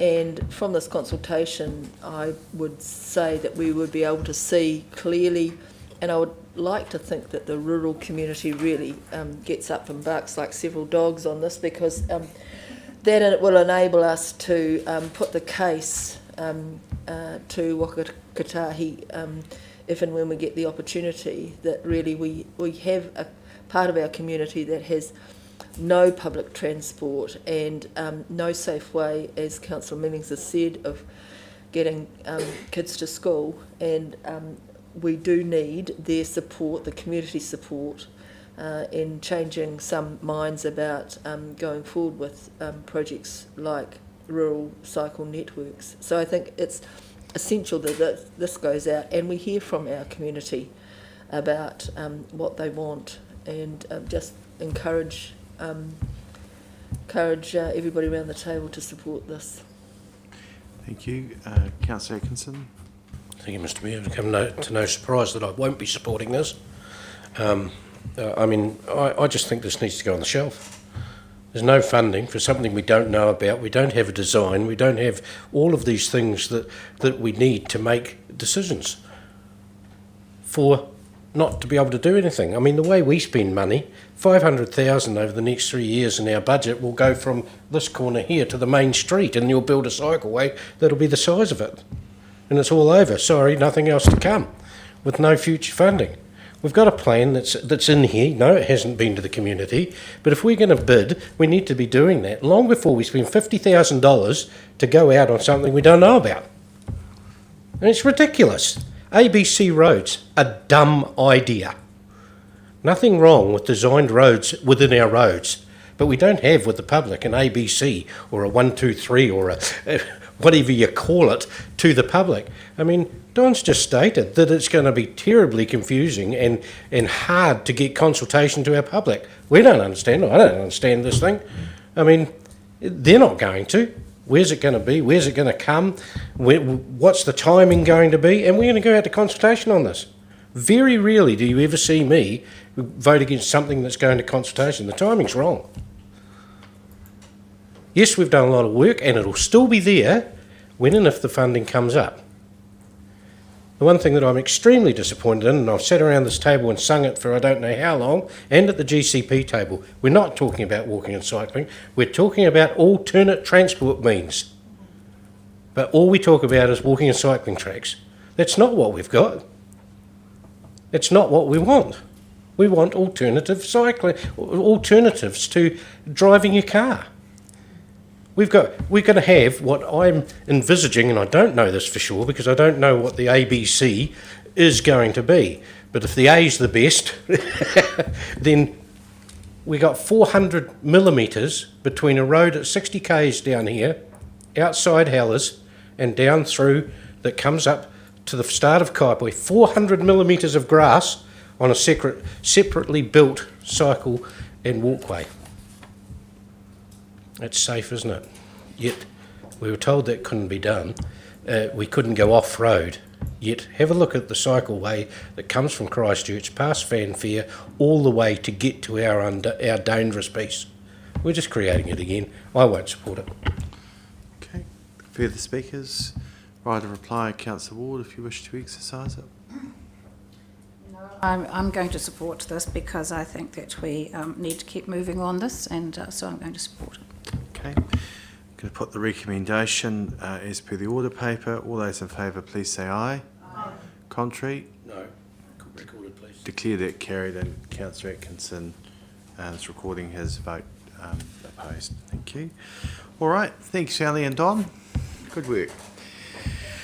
Okay, now come to item 7, COVID-19 planning shovel-ready projects. I think that's going to be covered off in 19.2. So 7.1 to 19.2.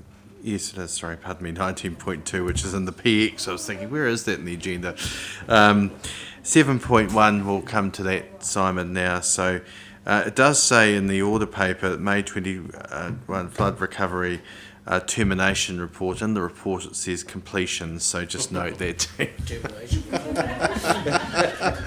We did pick that up at management at the time. That's how desperately we want this thing to end, I suppose. Thanks, Simon. Completion is the correct word. Thank you, Mr. Mayor and councillors. So this report really does signal the completion of the coordinated recovery phase for the May flood event. And I note that activities and recovery will still continue, but under business as usual arrangements. Particularly in our UNR department, where Jared and his team have continued to integrate some of the ongoing repairs from this event into their work programs. And you'll recall the presentation and report that came to September meeting from Jared, which listed and highlighted all the activities of the UNR department in relation to this, and that is an attachment to this report. Just also wanted to note very quickly that the Merrill Relief Fund, from which we gained around $55,000 in total, has more or less now all been spent. We've made the final, we will be making the final allocations of a few $1,000s this week, and that's gone out to support largely those in our rural communities, but there have been some others that have been supported in Waikuku and the likes as well. The table in 4.15 captures some of the learnings, observations and opportunities that I think we should be carrying over and continuing to think about through what we call peacetime, and thinking about that more specifically as part of an updated and renewed recovery plan, a generic recovery plan or arrangements that we seek to continue to build in the background. And it's likely that this will result in us coming to the annual plan process with a bid for a small amount of money to help us with the development of that plan. Just wanted to note some information that came through just recently following the completion of this report, and it's from MPI, and it referred to the amount of money from the $4 million appropriation that was allocated to farms in our district. And you might recall that to qualify as a farm, you had to derive 51% or more of your income from that land. And that allowed you to get access to applying for some of that money from the MPI appropriation, the $4 million, and also Task Force Green help. If you didn't make that threshold, then you were considered for this event as a lifestyle block owner, and the best means of support that could be provided was through the Mayoral Relief Fund, and notwithstanding insurance and the like if you had that. Overall, our district to date from the MPI fund has only attracted $20,000 across the properties that we've had, and the Mayoral Relief Fund allocations have been up to $55,000 as described before. So we've assessed more than 60 rural properties. Some of those properties will have had damage individually that is well in excess of that amount. And so we do need to think about, and the point of that comment is that we do need to think in peacetime about what are the risk reduction, event readiness and resilience type activities that we need to continue on planning for, so that in future events our communities are better prepared for these things. It also notes that whilst the politicians were highly interested in this event, the actual amount of funding that hit the ground was relatively light in relation to the amount of damage that occurred.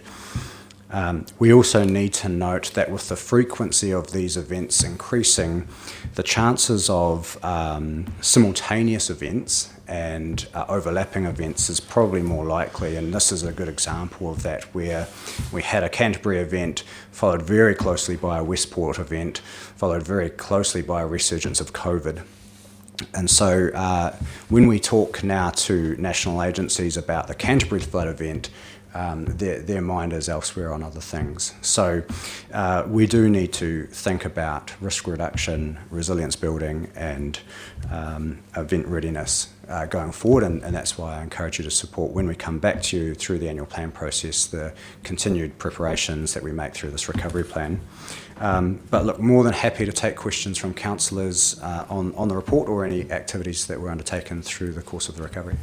Thank you. If I might just add briefly just around the Mayoral Relief Fund, can I just acknowledge the support of staff that assisted with the guidance, both Simon and Brennan and Tessa, and also Deputy Mayor Atkinson, who assisted me in the decisions. I personally think it's really important that it isn't just a decision I solely make, that it's made with advice and guidance. And Simon, I think, whilst you're saying this is the completion report, perhaps we need to just do one further piece of business, which is to report back to the council how that Mayoral Relief Fund was allocated through that time and to whom, and that may be something we consider, whether that's in public or PX, depending on the information that's there. But I would like, as a completeness, to report back on how that was allocated, because we did receive, in addition to the funding from the Crown, we did receive 2 grants from private individuals as well, or a business and another council actually. So it would be good to just to complete that. Thank you. Really good report. Questions? Councillor Doody, sorry. Just a question, please, from the MPI. Did they not consider the fencing that has been requested to fence off streams? Did they not consider that worthy of perhaps replacement? I mean, that's hundreds of thousands of dollars. Early on in the announcement of the $4 million appropriation, it was perceived that applications could sort support for a number of activities, and as time went on, I think the nature and scale of the likely applications became better known, and the criteria was reduced back to largely debris that washed onto properties, houses from rivers and a few other things, which greatly changed what landowners could actually apply for. And there were a number of applications that did not meet that criteria and therefore were not funded. I understand that there's a sum of money still in that fund to be allocated, and there is a bit of a review going on as to whether those criteria will be loosened. But we do need to also consider that this is a regional event, and there were districts that were significantly harder hit with much greater damage than our own in this event. And so that money would be eaten up very, very quickly if they open up that criteria, I think. Yeah.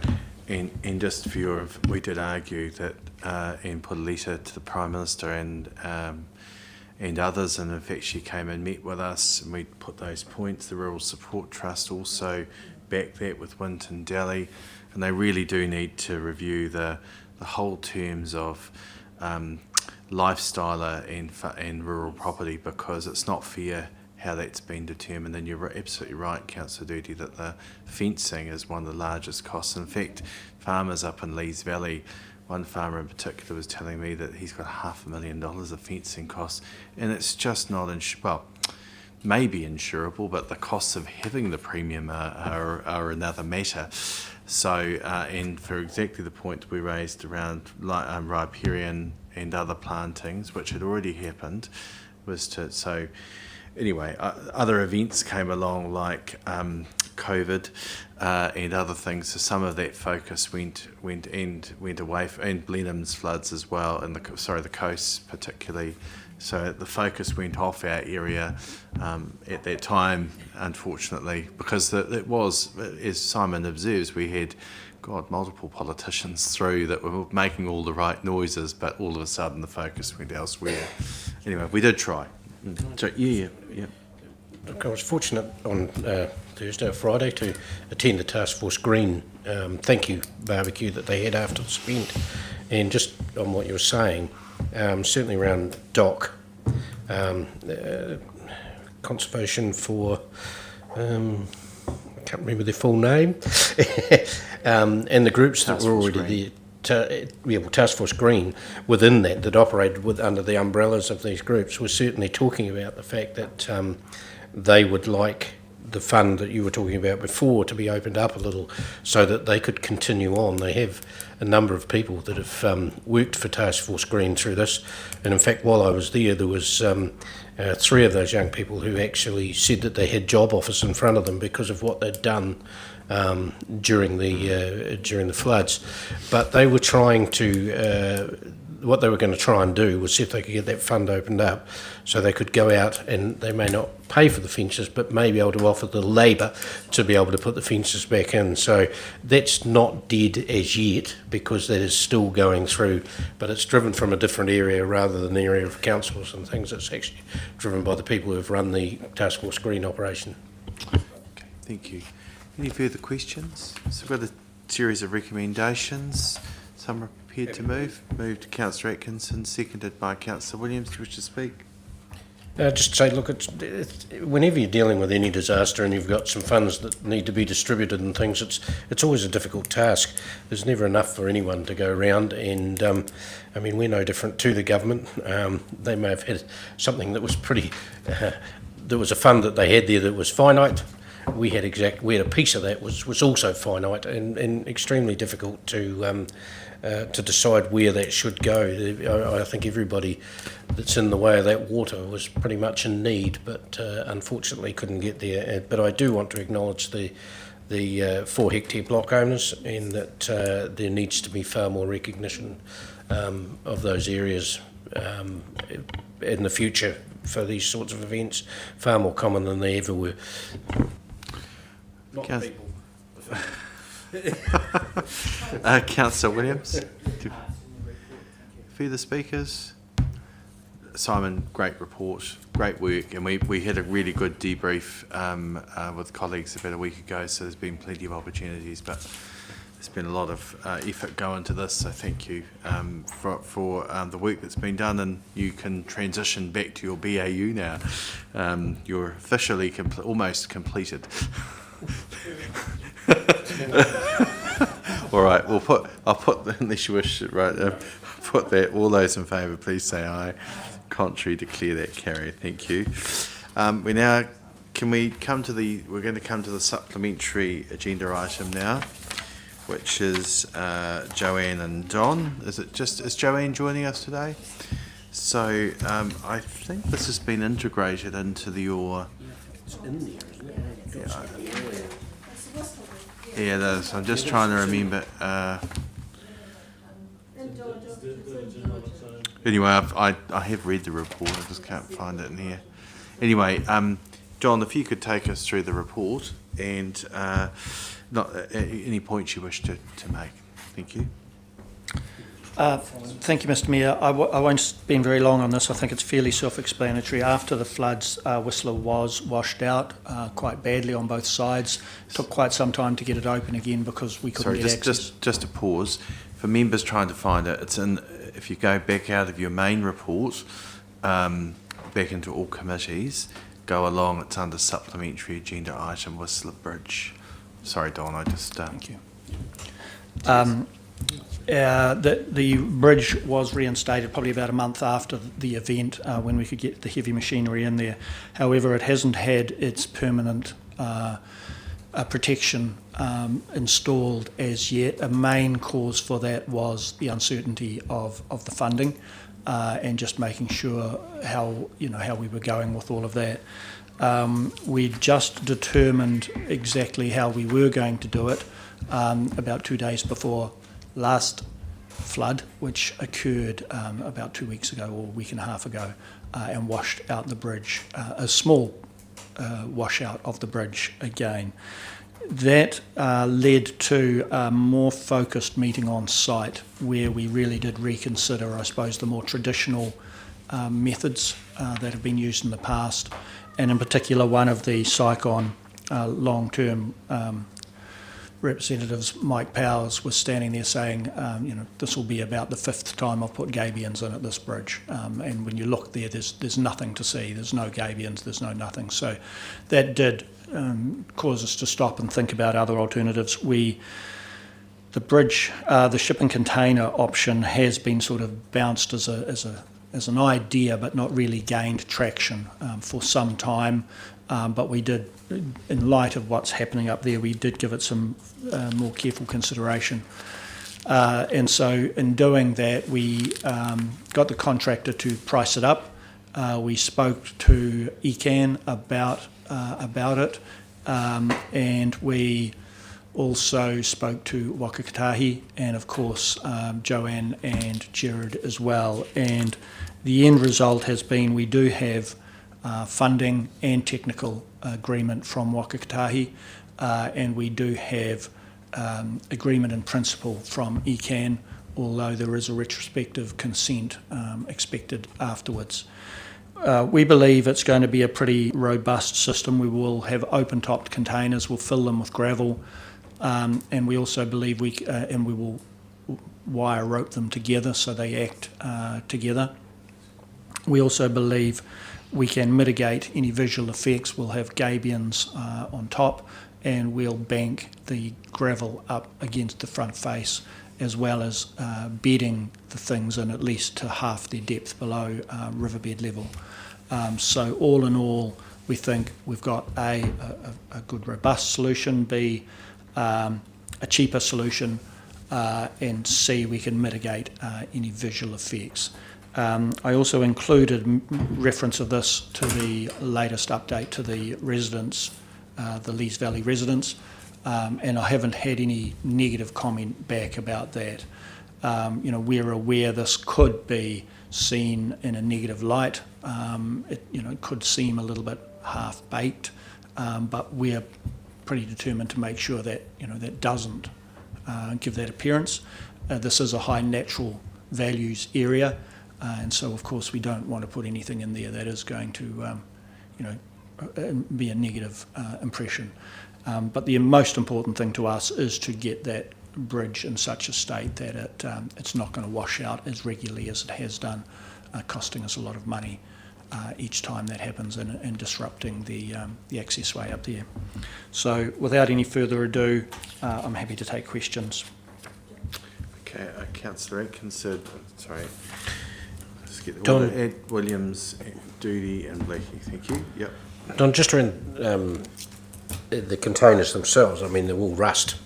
So how long do you expect them to last as a container, if you like, to hold stuff? I mean, is this just until it stabilises itself once it's in there and the containers are gone and then it doesn't matter? Or is it something that in, I don't know, pick a time, the container's going to rust in 10 years' time, you're going to start again and do it again? Or is it just unknown? It is unknown. To be honest, I'm expecting more like 30, 40 years, a good long-term solution. We are expecting, we will be cutting holes in the bottom to make sure they drain appropriately and don't fill up. Probably the most aggressive portion will be on the front face, where we are only pushing up gravel, which will wash away when we get a decent fresh, and then the gravel, will probably give it a good sandblasting at that time. So acknowledging that it will have that look of rusting, but we do note that sheet piling is quite a common river protection methodology, and it probably will look similar to that.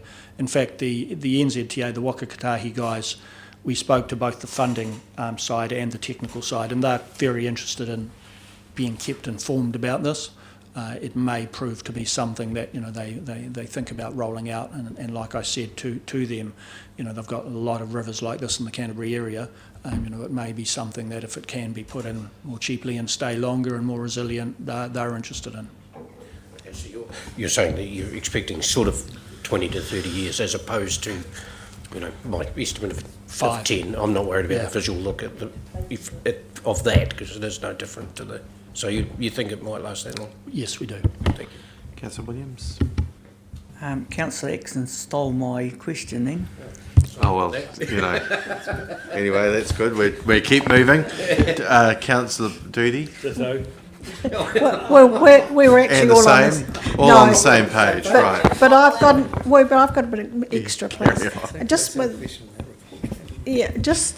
The question is that when perhaps these containers get to a level where they will become probably dangerous, what would you be doing to stop them from perhaps after a severe flood like that going downstream and creating problems down further?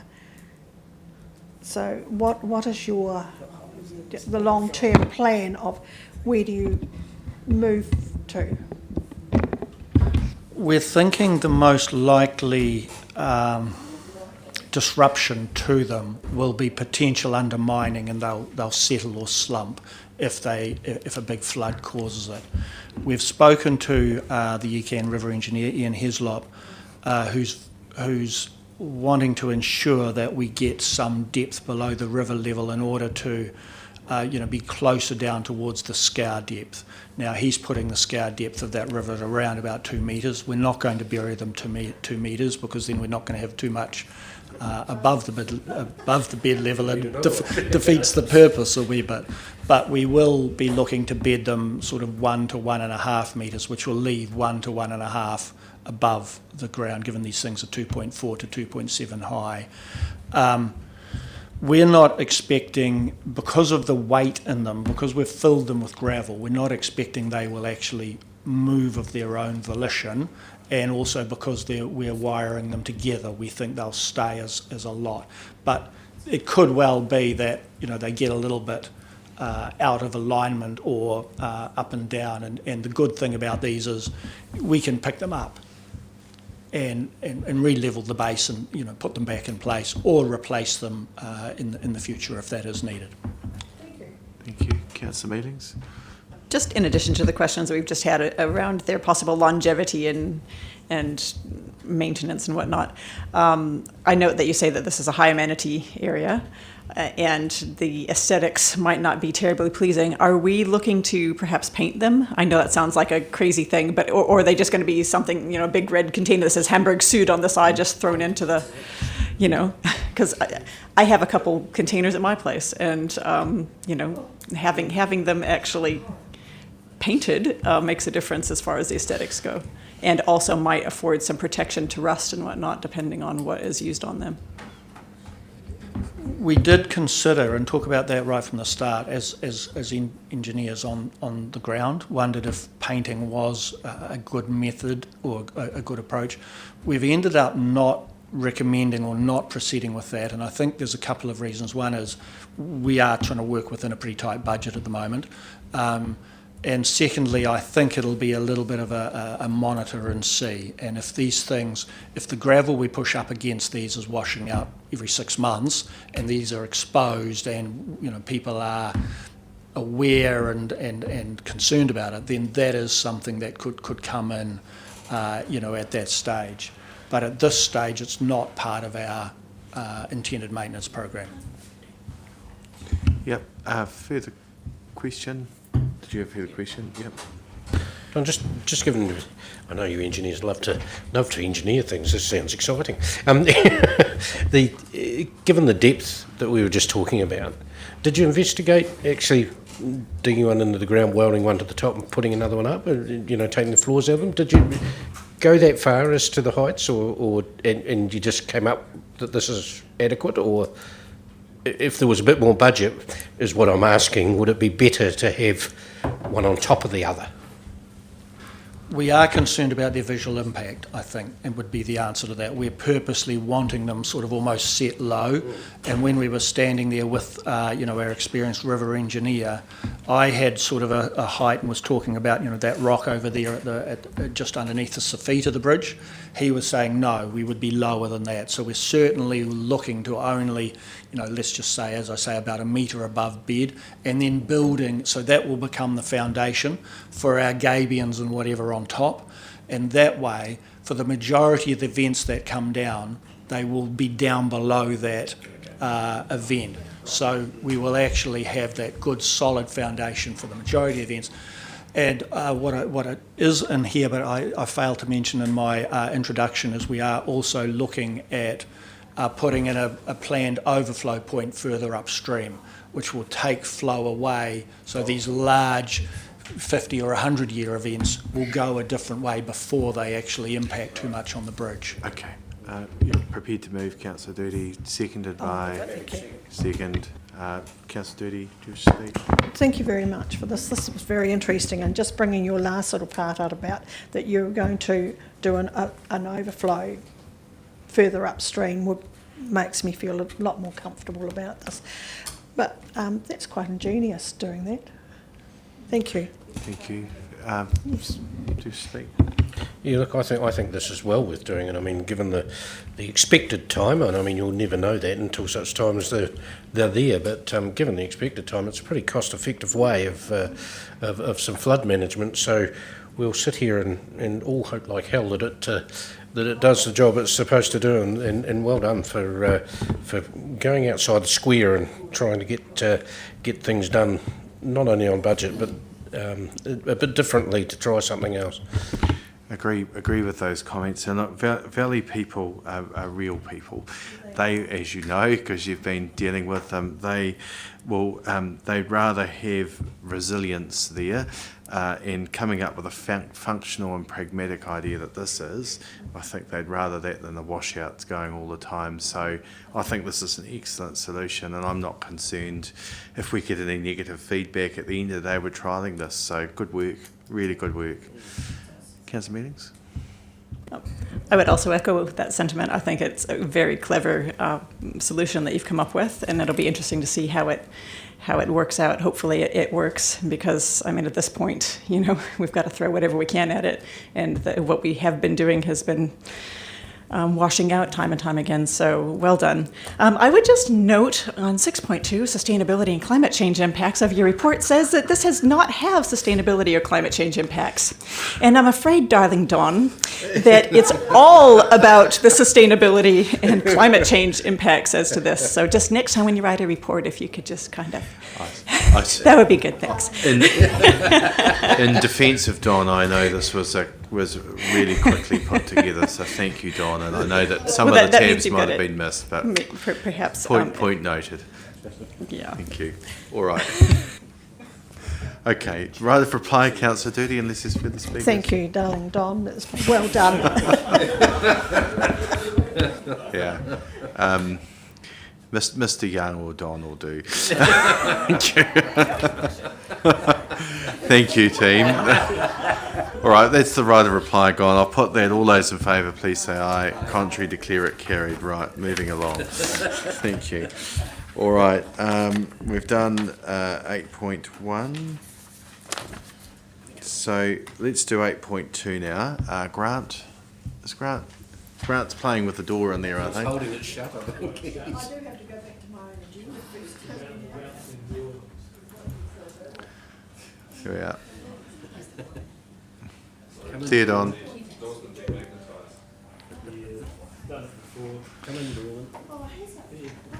I assume that you're looking after the maintenance of Poe? Yeah? Yes. Thank you. 140 to 150 team.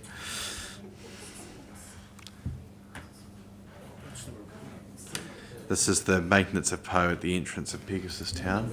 It is 8.2, so you need to go back into your back into the previous. Right, Grant. Thank you. Thank you. Me again, without a mask. With a tie. Very smart. Carry on. So I'll take the report mostly as read. I guess it's kind of important to understand a couple of things in terms of what this report is looking to, I guess, ask from the council and achieve. The PO that are currently sitting at the front of the Pegasus Township development are on private land. They were gifted some time ago to the people of the district, albeit not necessarily on council land itself. Staff have been for some time now trying to talk with local rūnanga, plus also with the master carvers on the particular project as well, just to kind of see the sorts of things that we would have to do in terms of, bringing the PO back up to their former glory. Generally, with something like that, you would probably do maintenance every 8 or so years. Unfortunately, these haven't really had any maintenance since 2008, when they were put in. So it's kind of looking to redress that. There's been a lot of communication from the public and also from local elected members as well around what it is that we could do as a council to help actually restore these back to what it was that they were looking like. Hence the conversations that staff have had with local rūnanga and the master carvers, and also the Pegasus golf course owners as well. The report that's in front of you is suggesting that it's going to cost us around about $9,600 to do some of the remedial work to those, and then possibly about another $20,000 on top of that, should we require it for the ongoing work that we're going to be looking at for that. Look, I'm happy to take questions on that and let you direct the conversation from here. Thank you. Questions? Councillor Williams, Councillor Blackie. Yeah, for the Rangiora Community Board, we have a town entrance fund we use on things like that. Has that gone towards the Woody End Pegasus Community Board? Because it actually should be coming out, I believe, in a town entrance fund that the community boards get to spend. Is that what your thoughts on that? Yeah. So what's actually sort of stated within the report under the financial information is that we're kind of asking for additional funding to look at doing this. Staff could certainly go away and look at whether or not that fund could extend to this, because yes, technically it is part of a town entranceway. I haven't spoken to the Woody and Sefton Community Board directly on doing that in their particular area, but it's certainly something that we could investigate as part of this. Yeah, and you said that's been donated to the people of Pegasus. Who actually owns it? And so it's been donated to the area, and that's really important to remember. These were Winfeld totara, which were carved outside of the region for the region. That doesn't necessarily mean that they're actually given to the region under public ownership. Hence why we're coming to the council now to kind of ask this question: do you support us maintaining them? So that they're not the council, they're definitely not council land. So the land is Pegasus Golf Course. So really, that's the Pegasus Golf Course's product. That's a very complicated question. Well, is it or is it not? It is very complicated in the sense that it was discussed at management. If Chris was here, he'd be able to go through that for you, in the sense that the Pegasus Golf Club and how it was originally put together, the owner's no longer there. The current owner does not see it as his responsibility, and we've got these posts sitting there, which are beautiful, deteriorating, and it's becoming a reputational issue for us with local Ngāi area who are disappointed at its condition. So that's why it's ended up here, otherwise no one will maintain it. So the question is, can they be removed onto council property? There's quite a substantial process to do that, especially given the significance of the artwork as well. I don't believe that has been explored because of the complexity around that. Councillor Blakey? Yeah, one of my questions was very similar to Paul's ownership, and I'll bring that up further in debate in a minute. The quote, I'm a bit puzzled about this quote. On page 146 it says, quote includes blue, and then you go to the next page and it says it doesn't include paint, sealants, thinners and the UV protection product. Well, that's not a quote. I mean, that's like selling a car and saying it doesn't include the steering wheel and the filler cap and the windscreen wipers. That's a guesstimate. It's not a quote at all. And why can't we have put it another way, I'm not comfortable. No, I better make this a question. Is everybody comfortable with the fact that they've given us a price and quite a substantial amount of the materials aren't included in the price? That's a question for me. Yeah, look, as staff, we were comfortable with the quote that we received. It's been difficult to get some genuine, straight answers just around this. Often with artwork when you're dealing directly with the artist who still has the IP and a general interest in actually maintaining and upkeeping, and also any that has any cultural sensitivities, you're kind of directed and driven by what the master carver or the artist interpretation is in terms of what it is that you've got to do. It's not necessarily as straightforward as going to a sort of, an engineer or a consultant and saying, right, can you quote me for this? So it does come with some risk, certainly in terms of that with artwork of this nature, and that's hence why we've sort of added a little bit more in there in terms of what's been asked for of the council. Okay, further questions? Councillor Ward, followed by Redmond. Is this owned by Ngā Tahuirere? No. Who is it owned by? Who are they owned by? Yeah, and again, that's kind of the complexity around it, because it's been given to the district at the time that somebody else who was a little bit more philanthropic towards the community took them on board.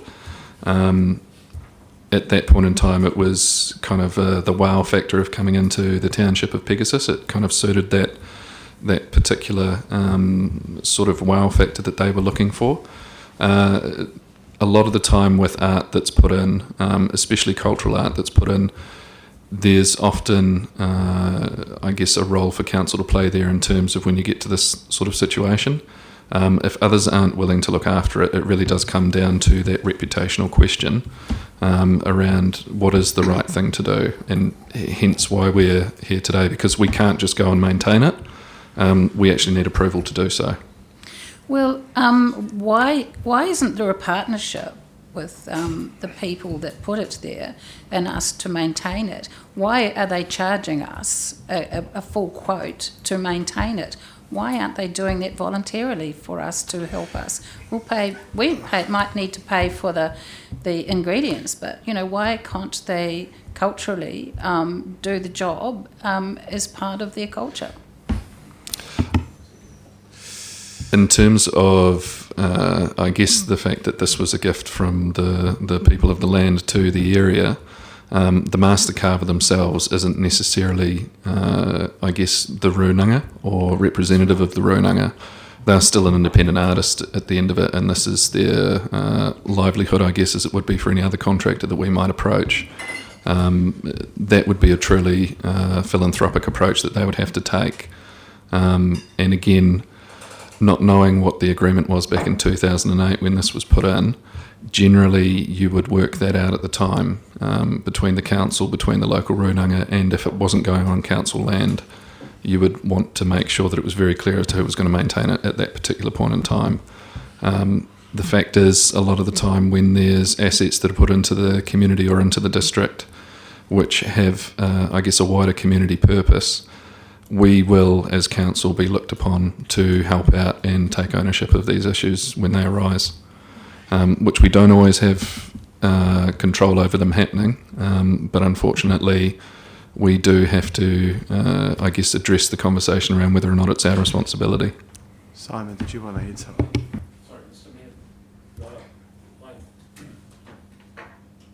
My understanding is the PO were commissioned by Pegasus Town Limited from Kaikoura iwi, so they are not something that is the local iwi, Ngāi Tuahuriri, have a particular relationship with.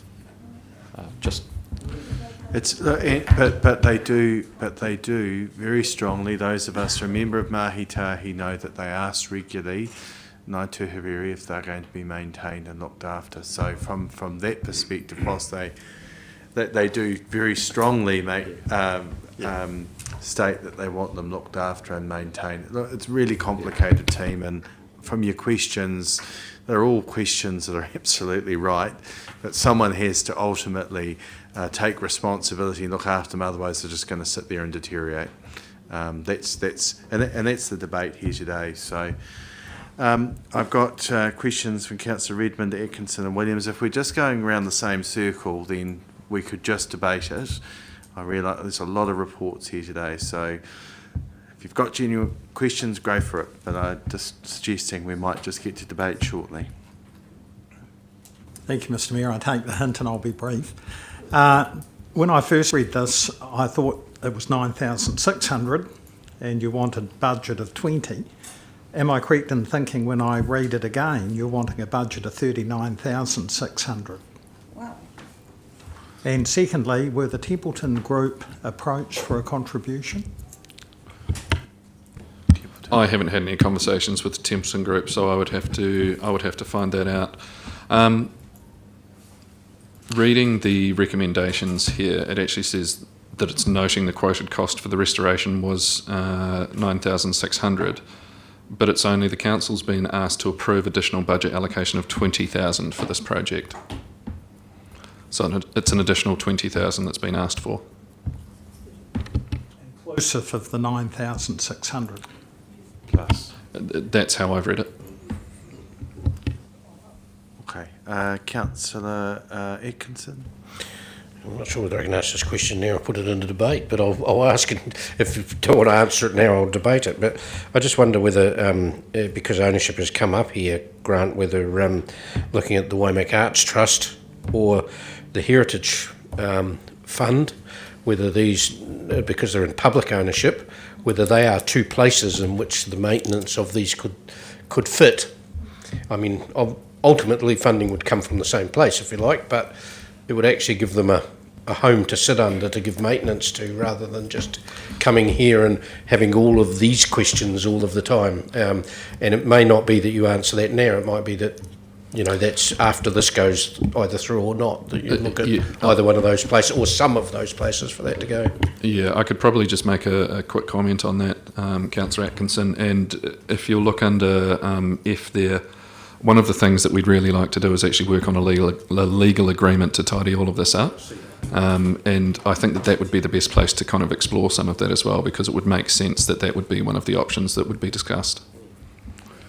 Okay, thank you, Councillor Williams.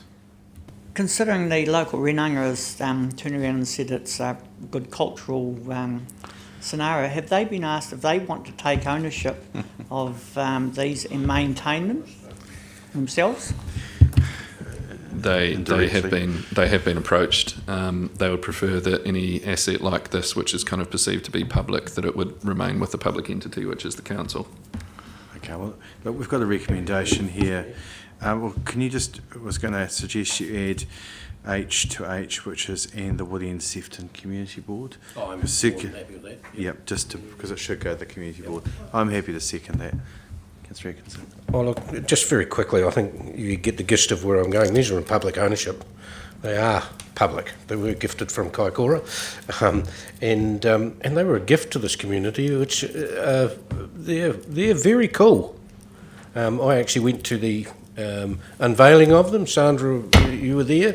In fact, Mr. Mayor, I think you may have been there. And it was a pretty emotional unveiling, to be quite honest. For a bit of dirt, to be quite honest, that people in this district weren't that keen on at the start, which was the whole of Pegasus. But it did actually give it a bit of a meaning and a bit of a place to go. We knew this question was always going to come up because it was actually asked around that time at the unveiling. Well, whose are they? What are they? You know, no one actually had the answer, just as our staff and those people dealing with it have come up with now. But I think we could find not a place for them to go, but a place for the maintenance to go, is where I'm coming from. They're in public ownership, which means they're everybody's. It doesn't matter who it is theirs. And I talk about the group that Al, looks after with the arts, or the Heritage Fund, and I talk about them quite deliberately, because if they are in our district plan as a heritage item, then they're open to some funding from that Heritage Fund. If they're in the arts, well, the arts people can help along with council to fund some further maintenance of them, and instead of us having this debate, which is the right one to have, but instead of us having that, we can actually have, they have some love and care coming from somewhere and someone to make sure that they're very well preserved, because believe me, I think they are magnificent, and I would hate to see them fall into too much disrepair, that's for sure. Agree entirely with Councillor Atkinson's remarks. They're beautiful. They're an entrance to a town. Yes, the ownership is a little confused in the sense of where they're sited. Templeton Group actually had nothing to do with the ownership of the entrance. It's actually the golf club, and that's Sam Ho and his company. I don't know whether the conversation's been had with Sam, but it's a different owner than who originally put it in there. My understanding is that it is viewed that it's the council's responsibility, and look, ultimately it does fall on us to find a way. Look, it is a reasonable sum of money, but it's and I think we just need to get on before they further deteriorate. It's a relationship with Ngāi Tuhuriri that they have raised, in terms of our relationship with Ngāi Tuhuriri, they continually raise who's looking after them, how are they being looked after. So it's time, we need to get on with it. Yes, it's a reasonable sum of money, but otherwise they're going to sit there and further deteriorate. They could well cost us further. It's an entrance to our town. I think F makes it really clear, and I agree with Councillor Atkinson, that we need an MOU, whether it's the trust that Al's involved with or whatever body, but we do need to just sort this once and for all. So I support this direction. Thank you. Further speakers? Councillor Mealings? I'd just say, aside from who owns it, I mean it's a public, it is public art, and it is a taonga. It's something that is quite precious and has been entrusted to us, and we shouldn't just let it fall into disrepair while we're standing around arguing whose side of the fence it sits on. So I support us maintaining and upkeeping it. Thanks, Councillor Breenings. Councillor Williams? Yeah, my biggest concern is we actually don't own the land that they sit on. The golf club's already been sold once. For all we know, it could get sold next week, and they don't want them there, and put a bulldozer through them. Well, we don't know that, and so I'm not going to vote for spending public money on something we don't own, and we don't own the land, and we've got no control over. Okay. Right. Councillor Doody? Thanks very much. I'm actually in agreement with getting these tidied up, and then for the future, maybe under the Waimakariri Arts Trust, that perhaps they look at it about every 10 years just to see that they are still in good condition. It's really important to maintain these beautiful pieces of art, and they're sitting there magnificently, so they do need a little bit of a facelift. Okay, Councillor Redmond. Thank you, Mr Mayor. Just following on from Councillor Williams, would it be possible to get the agreement referred to in F before we go committing ourselves and spending money on things that may have a limited life?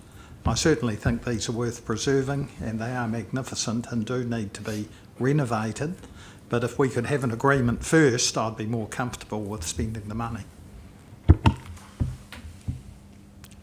Well, that's a question, and that's up to staff. It's not included in the recommendation, so it's something you might want to think about, Grant. Yep. Yep, I made that. I don't have to comment. Okay. All right. Further speakers? Rather reply. Yeah, look, I think ownership is very clear. May not be on our land, but ownership is very clear. They belong to the public. That's what they were donated for of this district. That's very, very clear in my mind. Don't dispute it for 1 second. We maintain many things that we don't own. We supply tractors to the odd sports ground for them to maintain the sports ground. We don't own the ground. Kaipoi Park is the perfect example. We paint some buildings for places that we're in partnership with. What's the difference here? There isn't any difference. We just need to get on and do it. And we need to acknowledge that they are in the district's public ownership. The ground they sit on is almost irrelevant in my view. It doesn't matter. Public things sit on all sorts of ground. I mean, just have a look out the window there. There are ecan banks sitting on we don't know whose land, because as long as I've been on this council and for 100 years before me, everybody's fought about whether council owns the ground that sits on, or whether it's ecan, or whether it's DOC, or whether it's the government that still owns it, and we still don't know. But we fund it. We mow the lawns. We put the pontoons in the river. Who owns it? We don't know, but we do it. So I don't see any different here, apart from the fact that it is very, very clear that that those things were donated into public ownership. Okay, I'm going to put the recommendation. All those in favour, please say aye. Contrary? So I declare that carried. And you're against? Do you wish your vote recorded? So Councillor Williams is recording his vote. Right. I actually thought it was 3:30, but I realised my watch is a bit slow. So I was going to call us to stop at about 3:30, so we're a little late. So we're just going to have a break for about 10 minutes or so. We can come back. And look, team, we might just need to pick up the pace a bit, otherwise we'll be here till 9 o'clock with the things we've got. Thank you.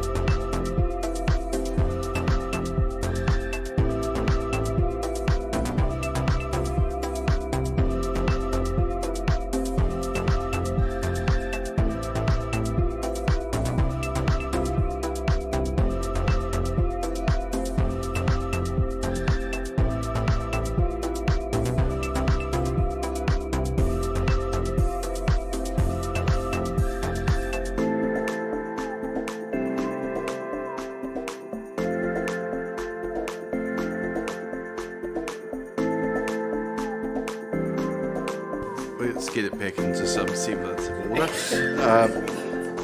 Well, it would help. It will be live streamed too. All right, let's go into 8. I'll wait for Adrian. You okay, Adrian? Okay, so we're at 8.3 now, pages 151 to 198. So we've got Vanessa and Simon. Vanessa, thank you. Good afternoon, councillors and Mr Mayor.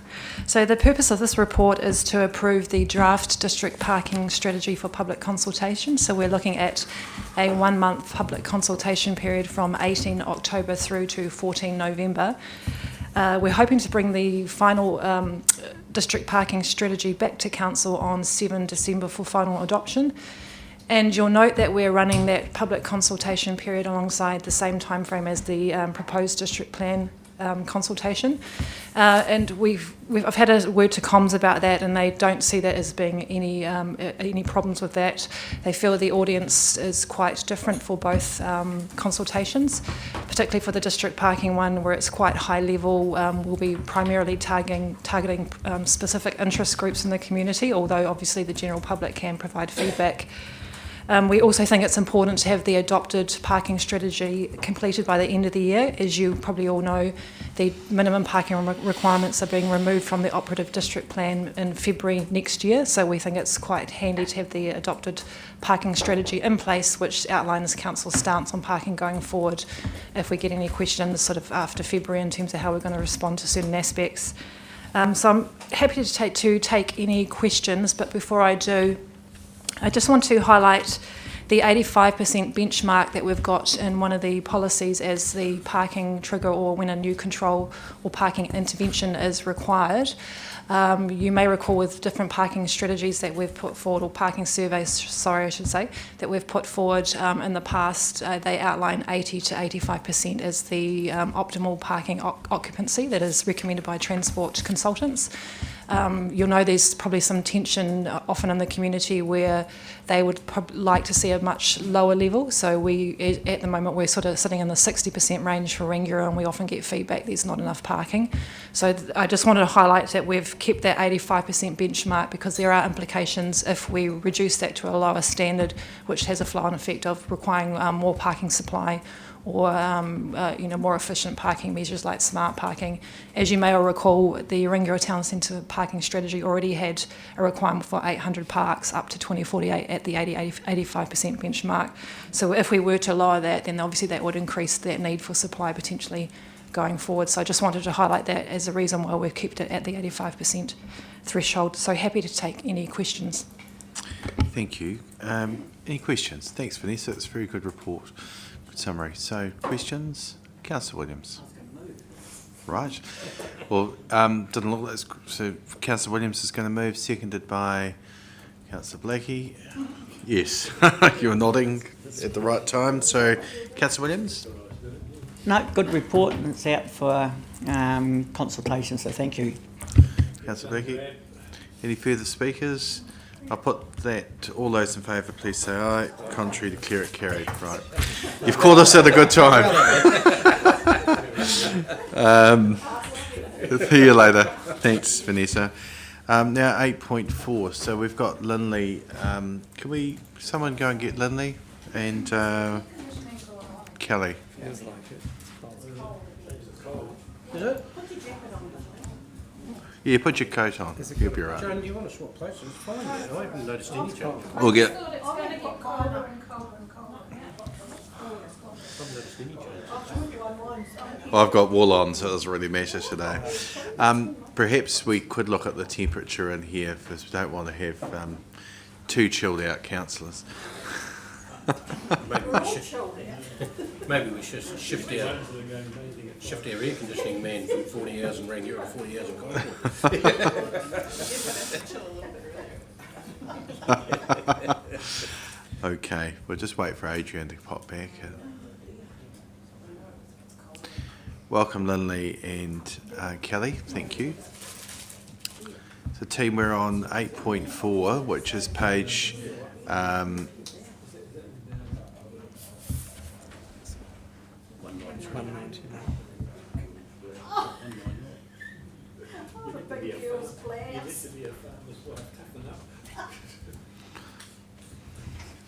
So pages, so it's 8.4, pages 199 to 215. So it's North East Rangiora Development Area proposals. So Lindley and Kelly, would you like to speak? Thank you. Thank you, Mr. Mayor. So this report is the recommendation from the hearings panel on the SCP for the Northeast Rangiora Development Area. So this was a series of roading projects to be included within the Northeast Rangiora Development Area, and it seeks to add these projects to the budgets as growth and levels of service projects. So the hearing took place on the 15th of September with the hearings panel recommending option 1, which is adopting the budgets and the development contributions becoming effective immediately. I'm happy to take any questions. Thank you. Questions? Oh, do you want to add anything, Lindy? No? No. Okay. I'll, sorry, before I put the motion, I better have someone move it. Someone prepared to move. Maybe the hearing panel members, we shouldn't. So perhaps others than Councillor Doodie's prepared to move, aren't you? And seconded by Councillor Mealings. Excellent. Would you like to speak to the motion that you're so prepared for? Very good report. Thank you. It is. It is. Councillor Mealings? Any further speakers? Councillor Williams? Yeah, I'd just like to reinforce that the our staff communicate with the developers and try to get the traffic alleviated from Kippenberger Ave developments done. The developer indicated his thoughts for that would have been good. He was a wee bit concerned with getting consent to put another road in the other area, but the side road from Golf Links Road there, they don't have to fully form it. If they can just make it sort of so they can get all their trucks and movement in, that would be very helpful for the community. Thank you. Councillor Ward? Yes, I think this is a very good development. I think it still has to pass the Minister, but I think that the distribution and the commitment of the developer and the staff are well balanced, and it's very exciting. Looking forward to it. Thank you. Councillor Redmond? Just a question, Mr. Mayor. Were the submitters, apart from one, supportive of this outcome? Yes, on the whole, the submitter, they were all in support. The one person that wasn't was, she actually was against any development whatsoever, so it was out of the scope of our actual consultation, but we tabled her thoughts, as we do with all these things. Thank you. And just to say, I think this is the easiest hearing process I've ever chaired because of the excellent work that the staff had done in preparing us, and also the developer coming along in support. And there were good submissions, so it was a really good process that had been put together, which makes it easy to support today, really, in that respect, because there's alignment. So just to acknowledge the staff for their work and getting us to this point, so thank you. Further speakers, right of reply. Do you wish to speak? Okay.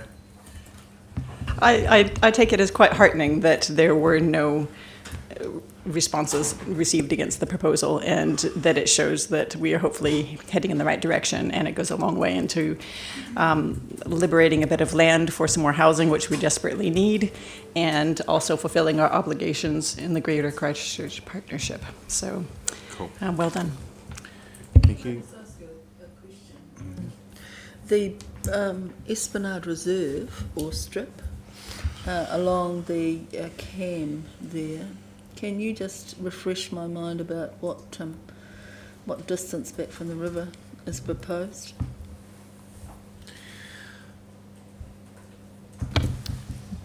I believe it is 20 metres.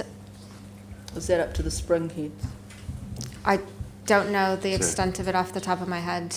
So perhaps if you're okay with this, Kelly, maybe just an email back to Councillor Stewart to advise. That would be good, thank you. Right, I'll write a reply, Councillor Doody. I'll put the recommendation. All those in favour, please say aye.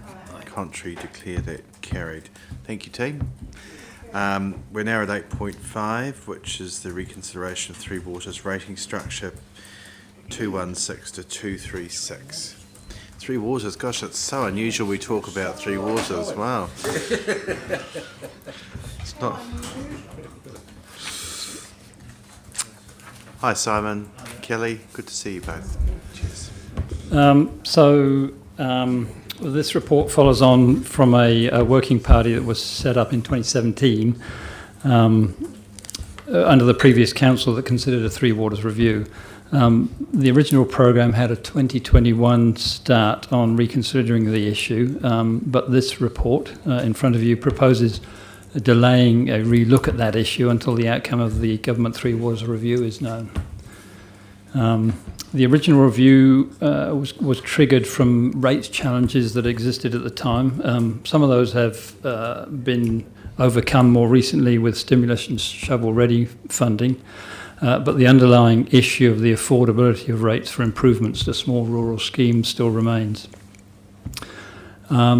Since the original work was carried out, the question of whether to consider stock water and a wider rural drainage review in any rates review has been raised, so that's been included as an option in this report. A possible programme to continue looking at the issue based on Three Waters reform clarity by March 22 is included, but the report notes that if a decision or if decisions about the Three Waters reform have not been made by March 2022, there will not be adequate time to consider Three Waters rating reform in time for implementation for the 24 to 34 LTP. So the sort of time, the clock's ticking at this point in time. Okay. Any questions? Thank you. Did you want to add anything, Kelly? Questions? Councillor Stewart.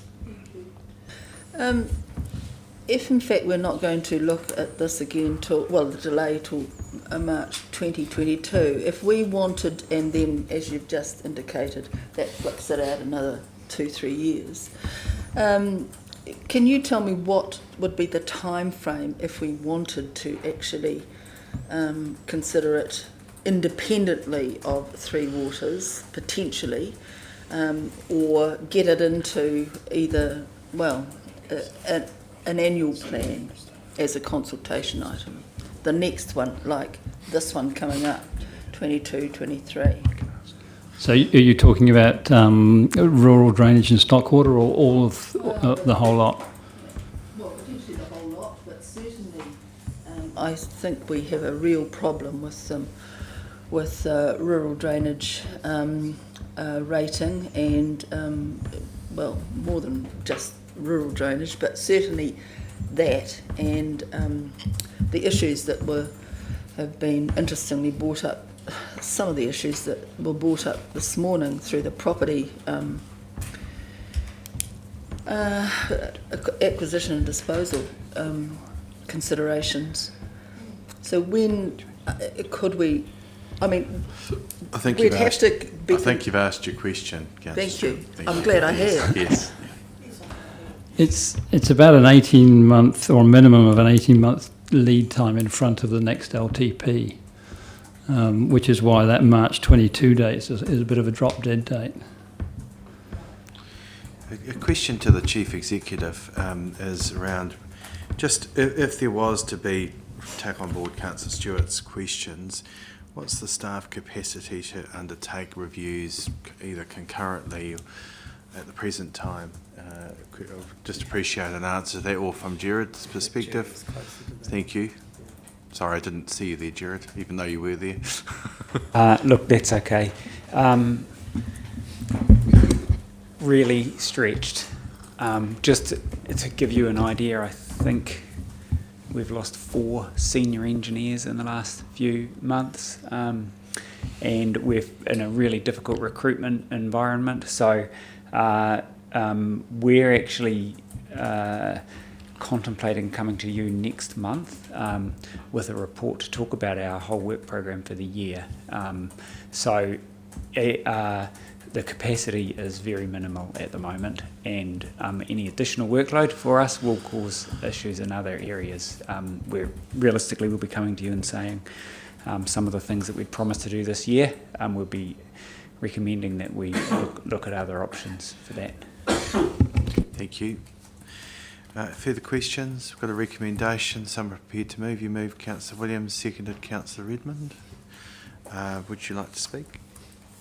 No, it just makes a bit of sense to put this off until we know exactly what's happening with what the government's dictating to us. Councillor Redmond. Yes, I concur with what Councillor Williams said, and I think it would be confusing for the public if we go out and consult on Three Waters at a time when, depending on the minister, there may or may not be consultation regarding the reform program. So I think it's wise to put it on hold. Councillor Stewart. I understand what everyone else staff is saying here, but I can't support this. I think, having dealt particularly with the rural drainage issues, we are virtually negligent as a council in dealing with a mishmash of rating systems that we've inherited since amalgamation, and we have a pockmarked piece of rating area, makes no sense. The 2017 excellent in-house group that Simon put a hell of a lot of work into, I thought was coming back, 2021, and it should have been in front of us in 2019 just to actually scope out what we were going to do. And now we've presented it like this, and in fact what we're saying, because of an external reform exercise, which I don't demean, I don't discount at all, you can't, but in fact we have got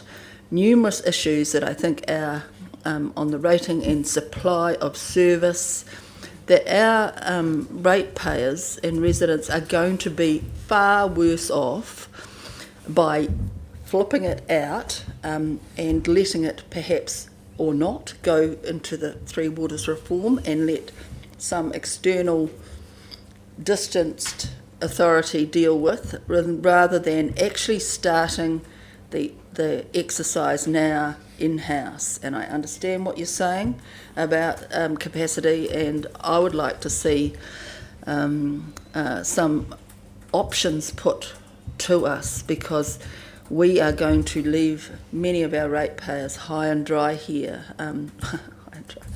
Yes. Well, maybe. But certainly I can't support putting it out. Effectively what you're saying here is, because we can't do it, it has an 18-month lead-in, it'll flip out until the next LTP, when we may have no actual influence on how we redesign our rating system at all. And I don't think that sits poorly with me, and I think it would be absolute disservice to our ratepayers. So I can't support this, and I would actually urge the council to give thought about how you can start to advance some of these really unpalatable rating issues that we need to address. We're letting our ratepayers down by flipping it out again. Thank you. Thank you. Councillor Atkinson. Yeah, look, I don't agree with that we're letting our ratepayers down by doing what we're doing. I think the way we'd be letting our ratepayers down would be going out to double consult on something that we've consulted, well, that they're listening to and that we're dealing with to death. It's just about killed all of us, but we seem to be on the brink of the cliff. We need to make sure that people actually understand what we're talking about, and it may be done to us. We don't know yet, but by February it may be done to us.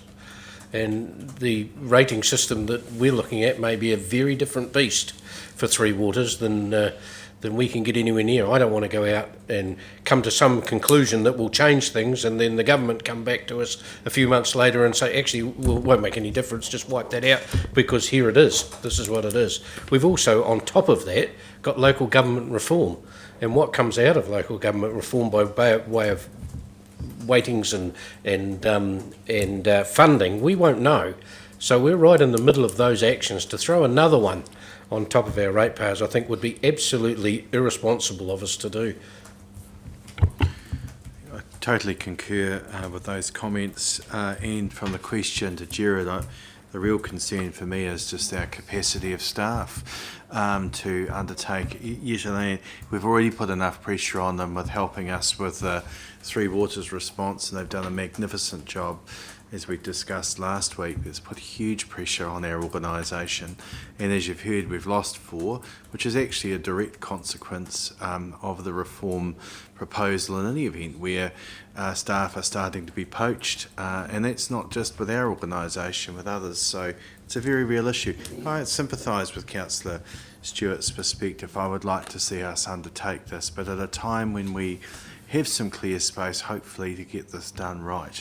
But at the moment, going out is just not the right time.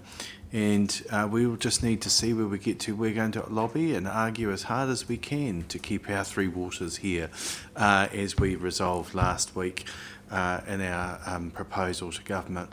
And we don't know where the nature's going to be. I heard on News Talk ZB today, there are there's 6 councils that have opted in out of the 67. I don't know who they are. It was reported by Mike Yardley on there. I haven't been able to verify that for myself, but that's what he stated on there. So it's a pretty compelling case at the moment that hopefully the government will listen to, but there's so much uncertainty. The moment undertaking this is not the right time. Councillor Meanings? It's for the sake of clarity, and the recommendations under E. So that's not, my understanding is notwithstanding us putting consultation off until there's more clarity in the Three Waters area, it also says that an opportunity exists to proceed with considering rating structure changes for stockwater and rural land drainage activities, regardless of whether Three Waters reform proceeds. So what would that look like if we just looked at those areas? Stockwater would be fairly straightforward because that's not affected by the Three Waters reform, but if that included rural drainage, there's my understanding is a lack of clarity at the moment about what may be included if the government pushes ahead with the Three Waters reform in its current form, about just exactly what's included. So there would be some risks in proceeding to look at stockwater and including rural drainage until we've got clarity about that. Okay, further speakers, Councillor Blackie. Like you, Mr Mayor, I have some sympathy for Councillor Stewart's comments about the anomalies in the system, and they are many. But at the end of the day, it goes back to item C in the recommendation. I mean, that is the bottom line. And if anyone thinks that isn't important, in the last 90 seconds, we've just had an email come in giving us another webinar on the changing face of water regulations. Oh, what a surprise. Further speakers? Right of reply, I can't remember who moved it now. Nikki, sorry. I normally write it down. I did it. Sorry, Councillor Williams, pardon me. Yeah. Okay, pardon me, I'm sorry. I'll put the recommendation. All those in favour, please say aye. Aye. Contrary? No.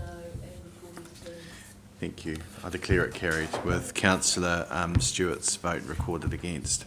Thank you, Simon. Thank you, Kelly. So we now have 8.6, which is the storage upgrade solution for Mandeville Headwater. Sean Forth's name here. Is Sean joining us? No, he was here, but he had to. He was here at about 2 o'clock. But that's okay. It's under mine and Sean's name. Hold a sec. Yes, it's page 237. Page 237. To 244, it's just got a misalignment with the tabs. It is in there. Yeah. Here we are. Sorry, Colin, we're with you. There we are. Page 2, it's actually 243 of the agenda. 243. All right. Colin. Right, thank you. You're standing in for Sean. Yep. So the purpose of this report is to inform the Council of an increase in the cost estimate for the storage upgrade at Mandeville, to advise that there is another option of changing the storage tank type that we had looked at, but we recommend allocating the additional budget in order to complete the stainless steel option that we'd looked at. So I'll just talk through quickly how the cost increase has occurred and and the reassessment we've done to come to the conclusion.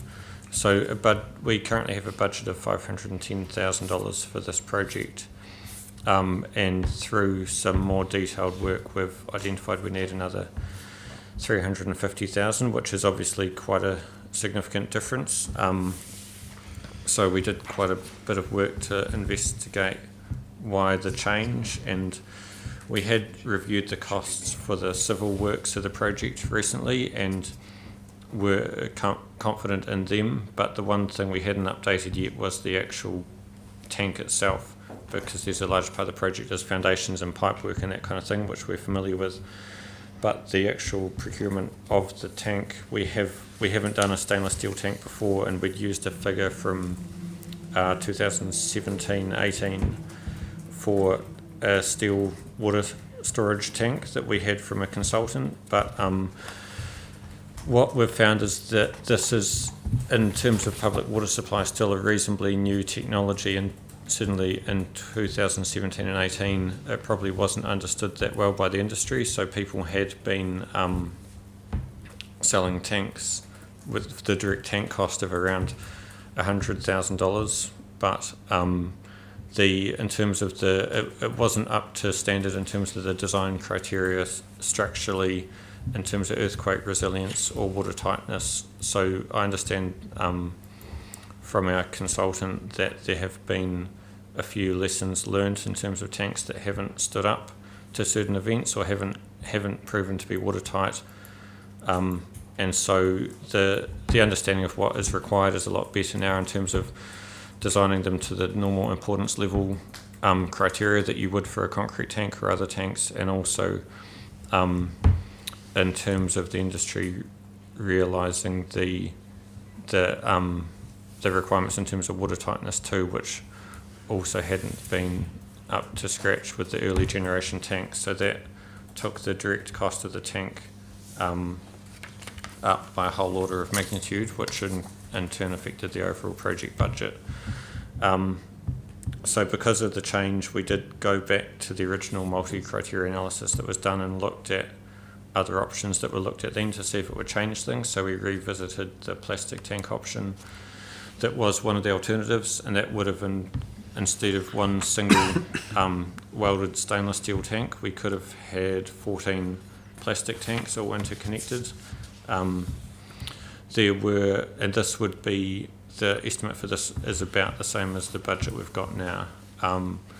But in doing this, we would take on a number of additional risks in terms of the complexity of all the pipework in and out of these tanks. And each tank has a hatch, each hatch is a risk. They have air vents, they've got overflows, they've got pipework going in and out, and every point introduces some level of risk, and for a small number of tanks you can manage that, but the more you get compounding risks that becomes less and less acceptable in the current environment. And we also talked to some of our neighbours, so we know that Paranui have recently constructed a steel tank and also have got some tank farms like the alternative that we looked at. And they'd given some feedback about some of the operational challenges with their plastic tank farms in terms of avoiding having water that sits too long and loses its chlorine, or short circuits it and doesn't get the contact time required. And we also talked to Christchurch City Council through our drinking water reference group, who'd looked at a multi-criteria analysis, not down to the scale of plastic tanks, but between steel and what type of steel and concrete and other types of larger tanks, and they'd come up with stainless steel as their recommended option, and their cost estimates are more in line with what we're proposing here. So based on all of that, we are still confident that we got the type of tank right. We just didn't get the cost right in the first place, or didn't understand the requirements to build a stainless steel tank to the standard required. So we are confident in what the product needs to be, and we now with the updated recommended budget, are confident in the cost as well, following the recent work. So I'm happy to take any questions on that. Thank you. Questions? Councillor Doody? Thank you, Colin. Just asking about the stainless steel tank for looking to perhaps, in case we have another seismic issue, how are you going to sort of strap that down to make sure it doesn't move? They're usually built on a concrete pad, so Right. the concrete pad will be fixed to the ground, much like a house or other building, and the steel is fixed to the concrete. So in terms of seismic, that's one of the learnings. I didn't have it specifically talked about fixing it to the ground, but in general, the importance level 3 means it can withstand an event of this scale, and there's 4 levels, so 3 is normal for infrastructure like this. 4 is the absolute top level. That might be a tank that supplies a city, like a very large city, but this would withstand the type of events we've had, and is consistent with the same level that our concrete tanks are designed to.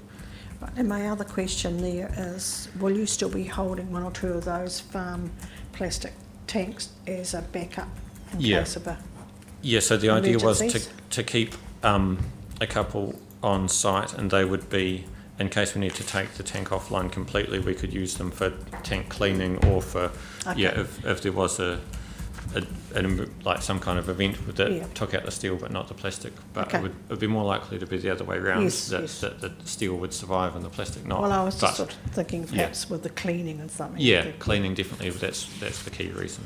Okay, thank you. Further questions?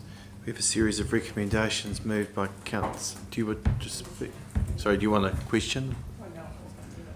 Okay, well, look, I'll let Councillor Mealings move, seconded by Councillor Williams. Sorry, you both had your hand up at the same time.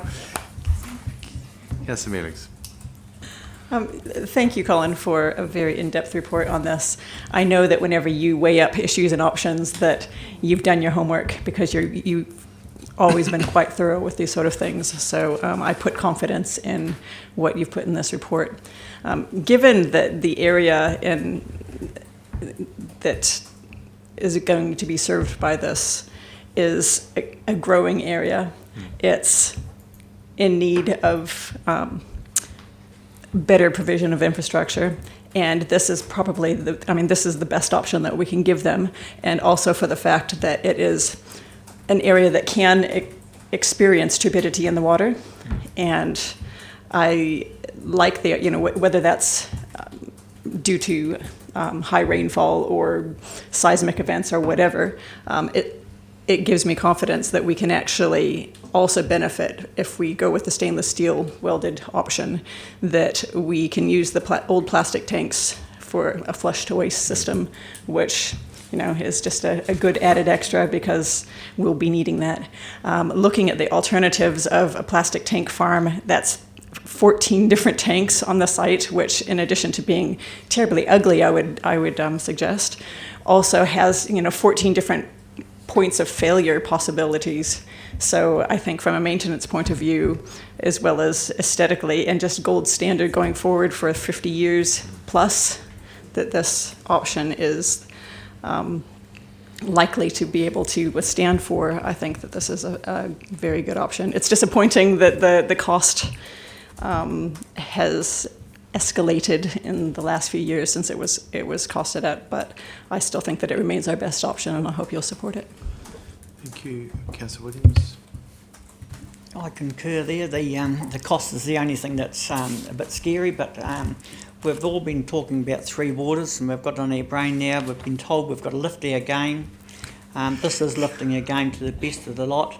I would hate to go and put in 14 plastic tanks, and next thing you know, the regulator turns around and say, well, they're not going to comply because they can be a bit iffy. So this is by far the best thing, and so thanks. Yeah, the Speaker's Councillor Stewart. I wasn't going to ask this question because it's a bit tangential, but the Water Services Bill is now an act as of last week. Is there anything in it that would impact on this or any other of our forward program? It will.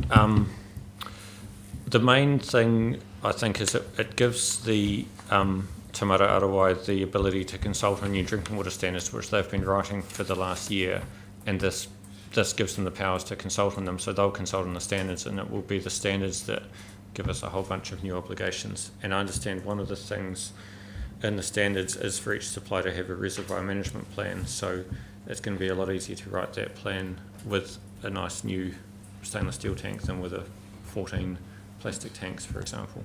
So there is some link with that, as well as having to meet good, chlorine residual, which is more challenging with the very large tank farm options as well. So it all is tied together. Okay. Further speakers? No. Right of reply, council meetings. Look, the stainless steel option gives us greater resilience, better operational performance, longer asset life, lower maintenance requirements. What's not to like?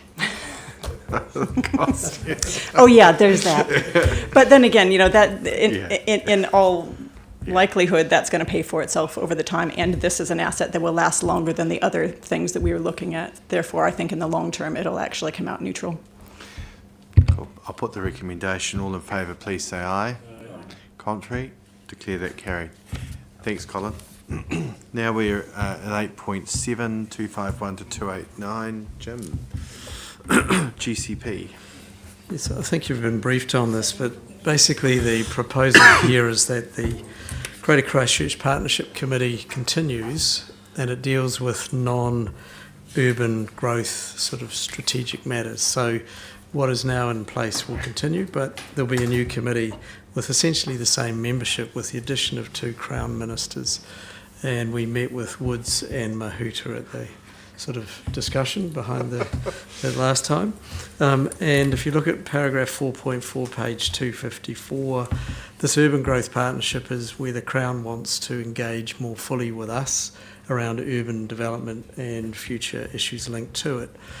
Specifically, though, we're looking for a well-functioning and sustainable urban environment, and the initial priorities around decarbonising the transport system, increasing resilience to natural hazards, climate change, accelerating provision of quality, affordable housing, and finally, access to employment, education and services. Although on that last one, those 2 ministers made it clear they weren't seeing economic development as being progressed through this new committee, which was a surprise to the rest of us, and they're quite adamant about it because they were challenged. So that's still sitting in there.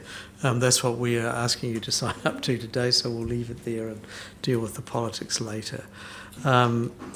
So the first cab off the rank in terms of joint projects here is a spatial plan which covers Greater Christchurch, and that spatial plan will form the bones of a future Canterbury spatial plan once that's required through the RMA reforms.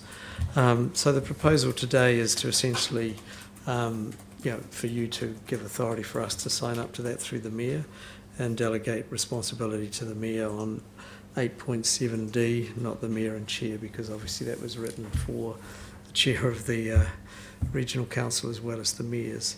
The membership here is unaltered, so that's the Mayor and Councillors Mealings and Atkinson will continue.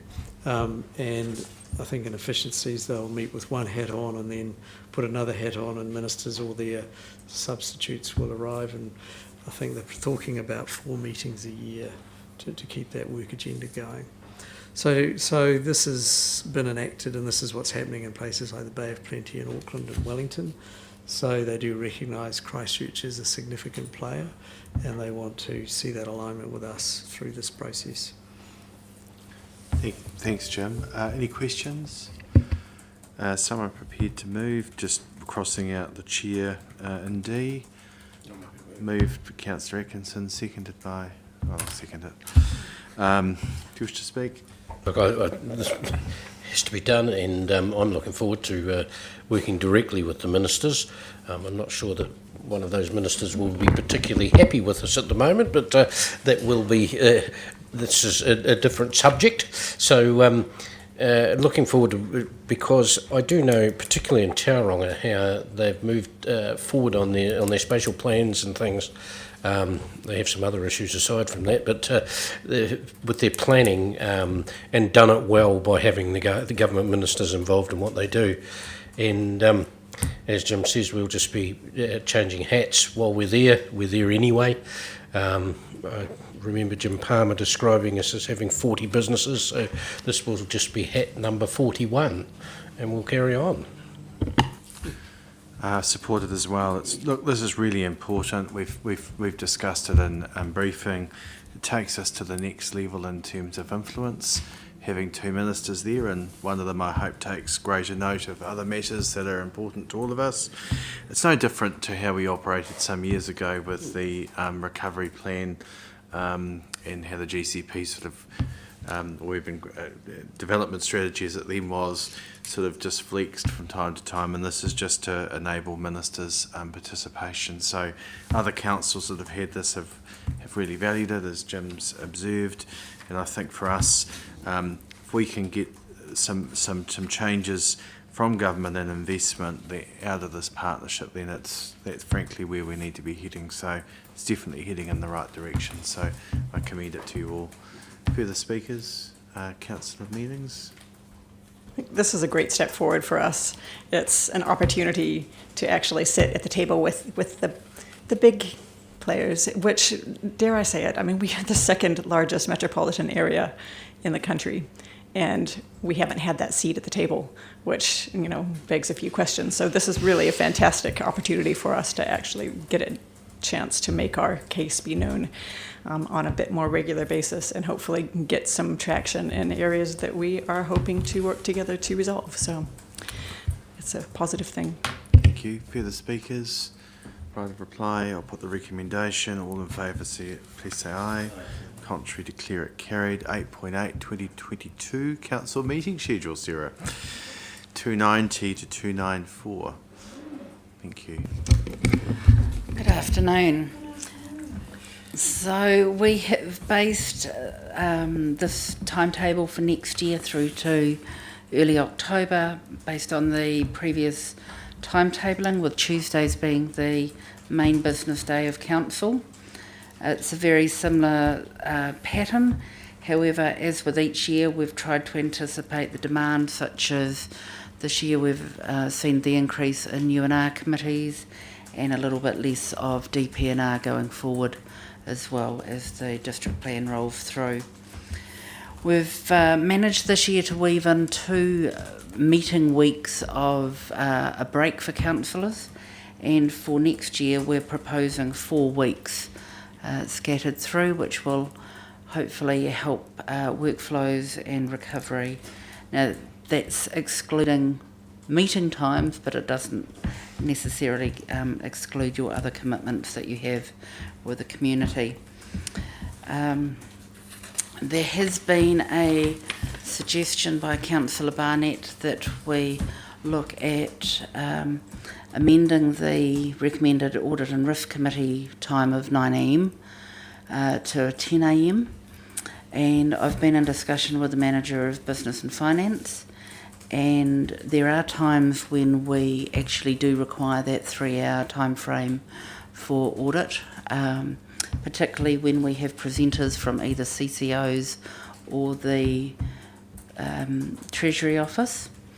So we're entirely in your hands, but for consideration that we remain at 9 a.m. start for audit and risk on the days that we do have a presenter coming, and on the days that is not scheduled to occur, which is probably 3 out of the 6 meetings that will occur next year, that they do start at 10 a.m. So we ask for that consideration. If we were to swap the timings for audit into the afternoon, it actually has an impact on the afternoon schedules, because the morning session is a 3-hour meeting slot, the afternoon is actually a 5-hour slot of meeting times, and we would have to go back to the drawing board. We do try to balance everybody's other commitments that we know about, and also cluster the particular councillors on committees so that you're not backwards and forwards with meetings, and trying to make the most efficient use of your time and minimum time between meetings of waiting as well. So I leave the matter for your decision or questions. Thanks, Sarah. I just wondered, with noting Councillor Barnett's request, just as a suggestion, maybe that we change the commencement time at 10 on Tuesdays, but add a note that the start time may change in consultation with the chair. Maybe just as a suggestion, that may be a way of overcoming the matter. So if there be a flexibility arrangement with the chair of the committee, which happens in any consultation generally anyway, around business and those matters. So if it brought it forward, but it says the commencement's at 10 rather than trying to be, I don't know how we'd word it, with 3 this way and 3 there, 3 at 9 and 3 at 10, but I just thought that might be a way of overcoming that. We do generally know the timings of when those presentations are going to occur with the CCO's reporting or Treasury. We've also looked back on the timetable, and we do need the 3 hours definitely when they do occur. It's usually March, May and perhaps August. I'd have to reconfirm those times that they do come. We also require consistency for the public to be aware, and our meeting advertising time is some 3 weeks before these meetings occur. So for the actual planning and the Lagoima requirements in the background, we actually do advertise a lot earlier than the meetings. So if we're doing additional meeting changes and things, that it does incur additional cost. So do we need to specify now what the times of the meeting, or do we just allow that to flex? No, I'd suggest that we allow it to flex and we utilise... So what time would we, what would your suggestion be of wording around I? So commencing it... We can be specific on the dates that why don't we do those that? CCOs are coming. Yeah, I think that's... So why don't we just add that in at 15th of February and just put the dates, the times in there, because you know it's 9 or 10. Does anyone have any objection with that?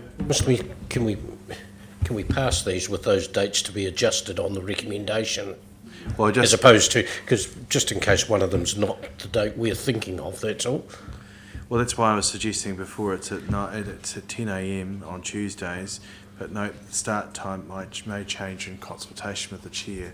Or well, I have a question around there, and that is that a lot of us have meetings with staff before we go and or after. If it's not a fixed time, it's very difficult to get staff. I would rather use 9 a.m. as the base, and then as the agenda is forming and we know the program of presenters coming or not, then we can actually shorten that time and move it forward to 10. I think we just record that in debate. The start time's 9, but we just note in debate. That's the easiest way, I think, rather than going through now. If we knew I just don't want to see you locked in too much. That's why I was trying to... I understand. And there may be times when it is proposed that the CCOs are reporting in a particular month, but something such as lockdown occurs and other circumstances move that. Any questions? Councillor Redmond? Just a question, perhaps. Would you agree that 9 a.m. would be the default provision? Yeah.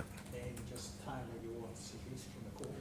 Yeah, well, I think I'll just leave it at 9, and I might just speak to that so it's recorded in the debate. That covers that. All right. So I'm going to move the recommendation as is. Someone prepared to second? Happy to second.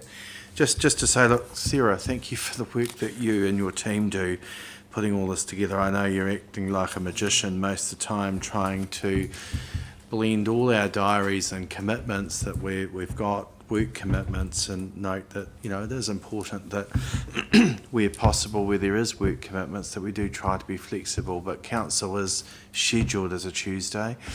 So we do know that every Tuesday we have got something on, except for the dates that you've mentioned. And thank you for factoring in some break times. I do think that's important, that there is and an opportunity for members to plan to take some leave if they wish. So thank you for factoring that in. Other councils have started the practice of doing that, and I think it's healthy that that is done and considered, so thank you.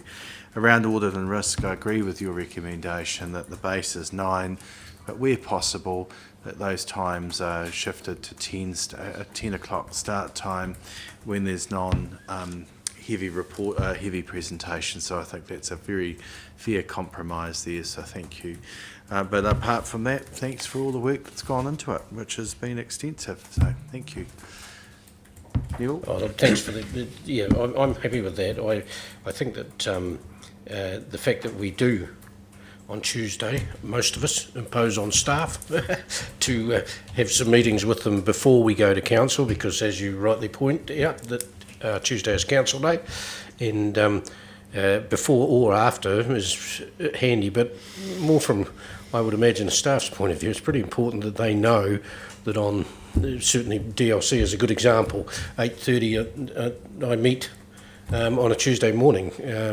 It may only be for half an hour, sometimes it goes a lot longer than that, you know, but on audit day it becomes a bit hard to actually have that meeting. So I don't really care whether we're 9 or 10 o'clock. I just think it needs to be stated and permanent. So if it's 3 and 3, for me that's great, because then I can organise with staff what it is I need to do before that.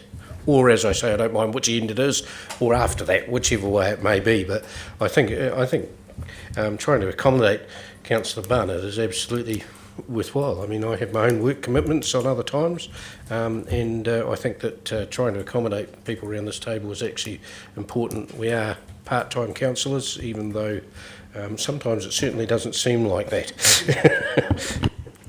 Councillor Williams? No, I think good report, thank you, and good times and what have you.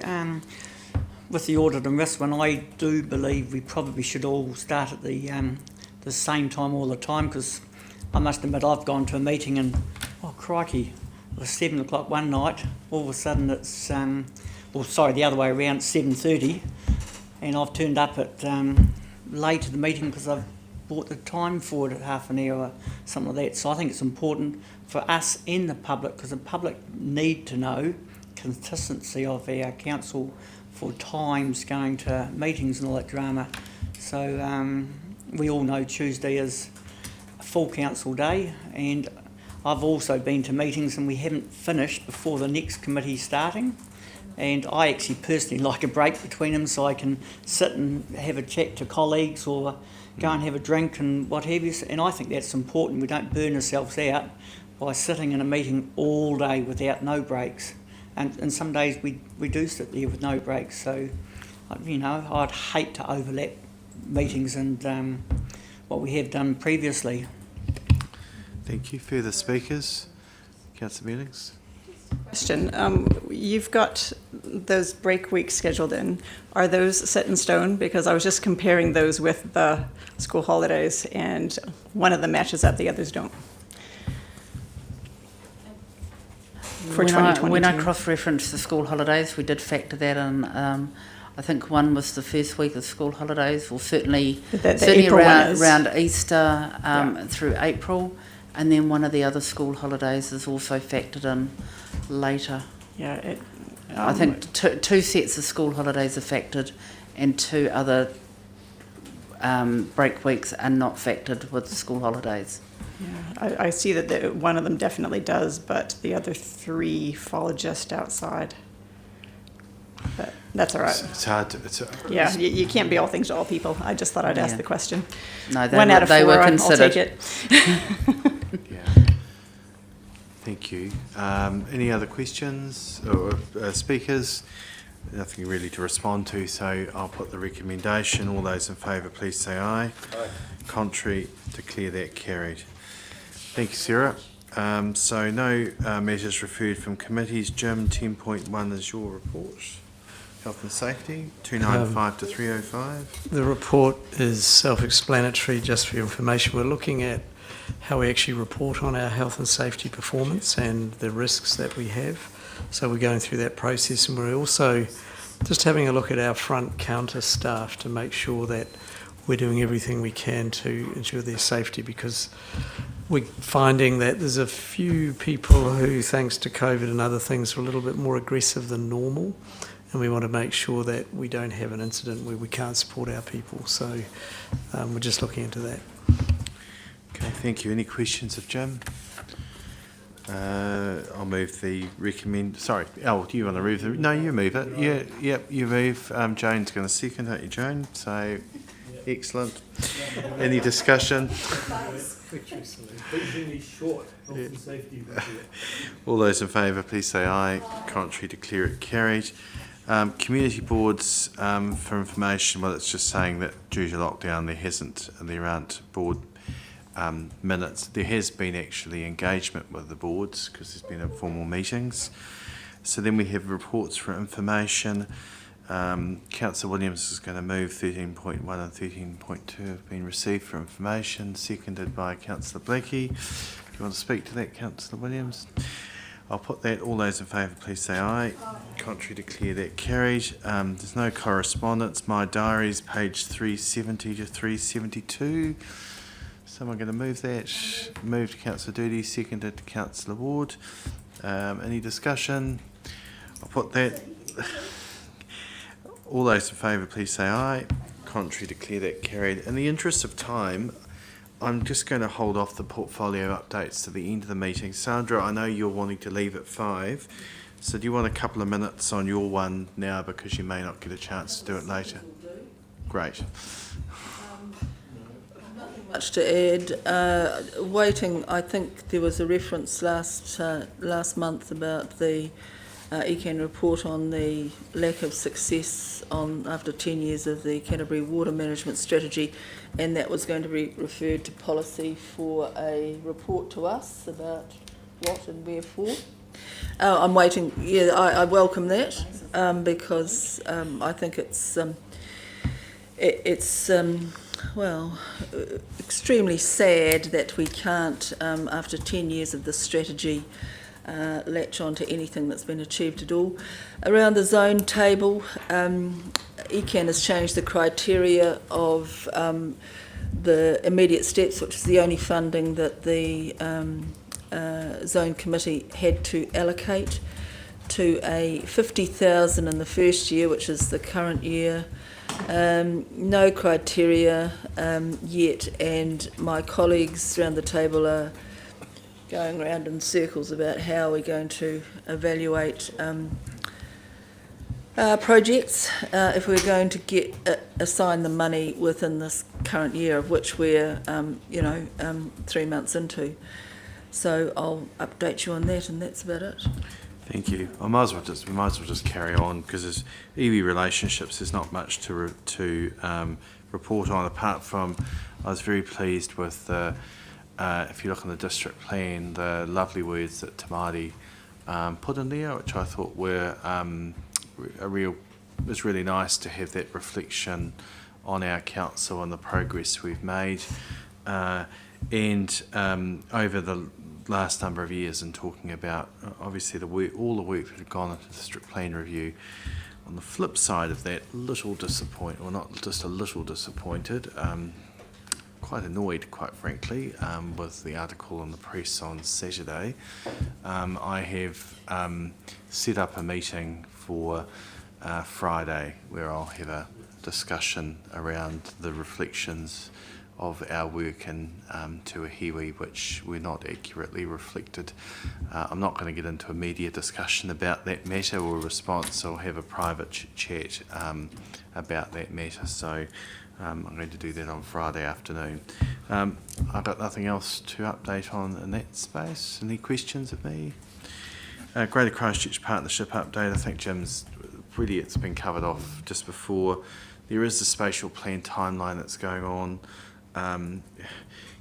Some of us would really like to see that done sooner rather than later, but it's the same discussion that we were having earlier about Jared's team, and that there's just capacity in finding people that can actually do it and burnout. So we've just got to be pretty real about it. So I know we're all ambitious in that space, but it's just something we've got to factor in. There's just not enough planners or people of that capability to assist, and that's just a reality of where things are at. They're all being poached, going into MFE and other bodies, and so and other adverts for other organisations at the moment. So yeah, but the partnership's in good space. So we've got a meeting on Friday, so there's not much else to add unless Councillor Atkinson or Meetings want to add anything.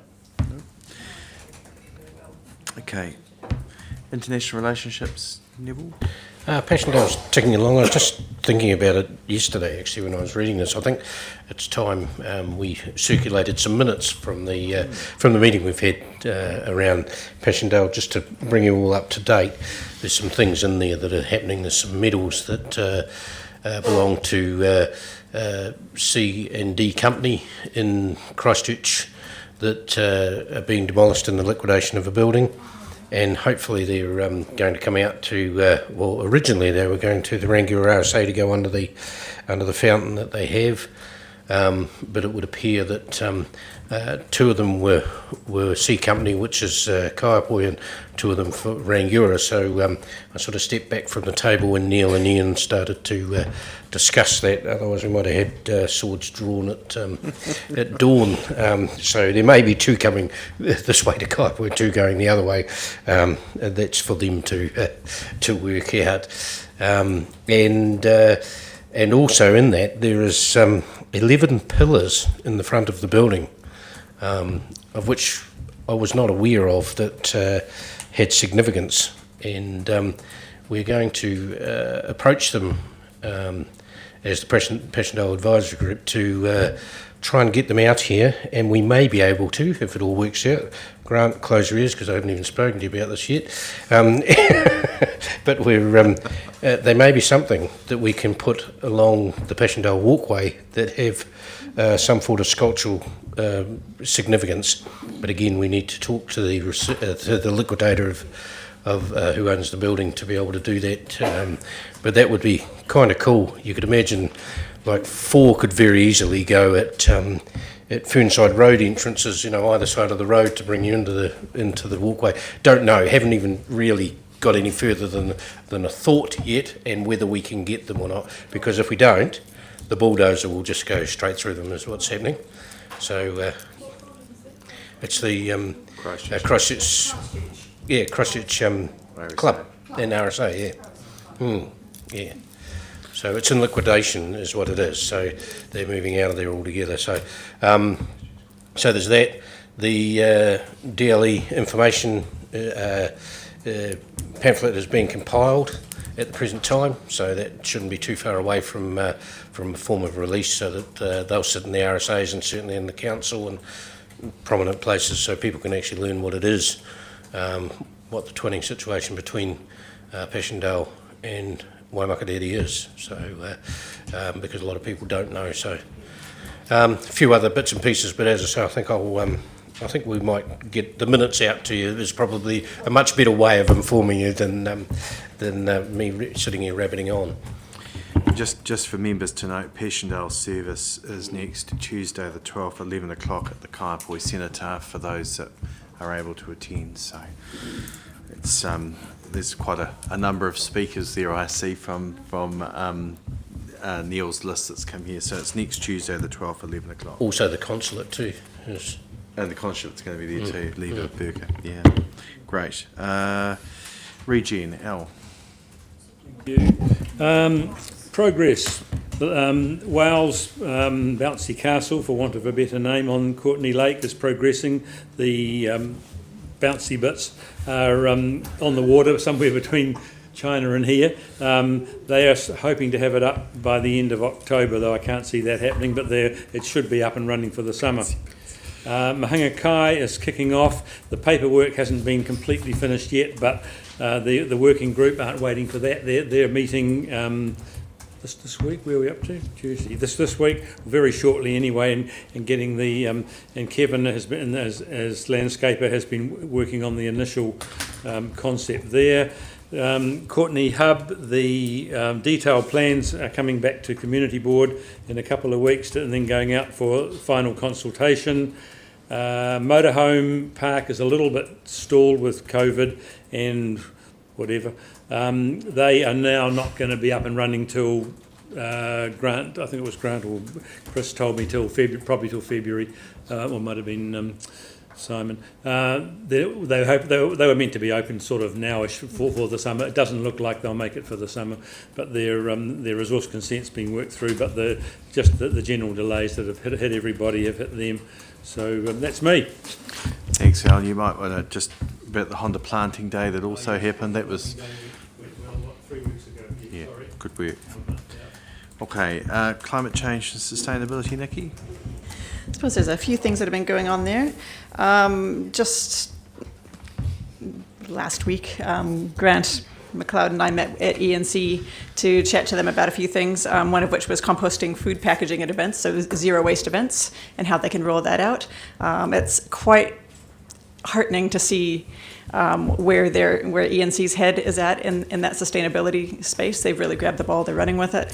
The Business Awards will be hopefully a zero waste event, and it's going to be all local food producers, their brand made in North Canterbury, and they're just really grabbing the opportunity with both hands to do what they can, do their emissions footprint and whatnot, and also educate people whenever they come to them as small businesses as to what they can do to be more sustainable. So that's really quite a cool thing. So I'm excited about that. They're doing a really good job in that space. The Sustainability Champions met last week, which is the staff group. And also last week was the Canterbury Mayoral Forum's Climate Change Councillors Workshop, which we had Trevor Stuthridge, who is the research director for Ag Research, and he came and talked to us about the 6 areas of research that they're working on at Ag Research, just basically regarding more sustainable farming practices and all kinds of interesting things like the different ways of perhaps reducing methane from cattle and all sorts of neat developments there. But I think that the thing that is the most value in those meetings is actually the opportunity to network with other climate change councillors sort of around the table and see what their issues and challenges are, where their wins are and where their difficulties are. So there was a very good round table conversation that happened with that. And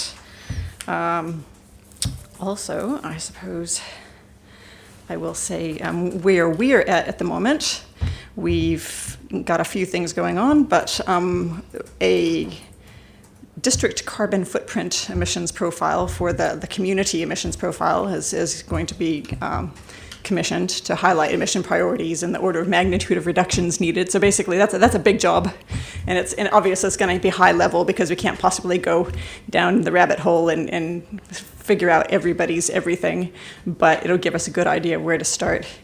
And lastly, I would just like to say that we are going to be losing Mike O'Connell. He has been poached by the MFE, and he will be it's a great opportunity for him, and I'm really sad to lose him because he has been instrumental in writing our sustainability strategy and helping roll it out. He has convened the Sustainability Champions staff group and been instrumental in helping me with the Sustainability Strategy Steering Group, and just does an absolute untold amount of things in that area that, whether acknowledged or not, and he will be a very big loss to us.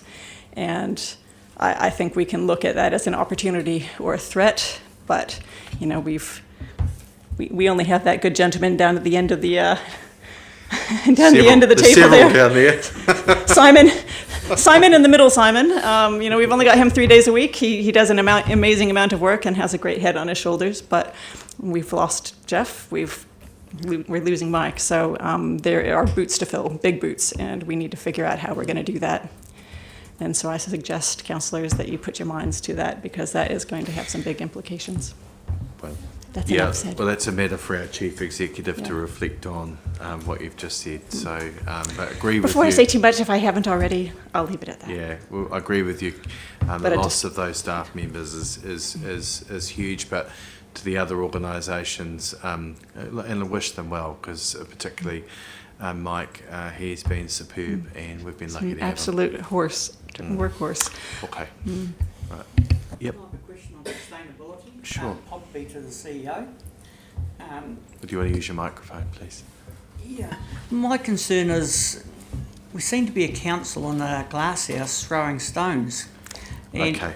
And It's not really a question for now. Can we leave that to next week when we have the councillor catch up with Jim? Because this is portfolio update really. Yeah, well, it's part of the. I'm saying I'd rather it left to next week. Thank you. Cheers. Thank you. It can be raised next week. It's not really the forum here for that. Business promotion in town centres. Joan? Away. Thank you. With COVID and lockdowns and things like that, we've had a joint promotions meeting as well as a visit. Sorry. Sorry, the alarm's been set for 5 o'clock. Oh, okay. No worries. No, good work. Thanks, Adrian. You did a good job. All right, Councillor Ward, do you want to restart? Yes. We had a joint promotions meeting with Oxford, Kapoi and Rangiora.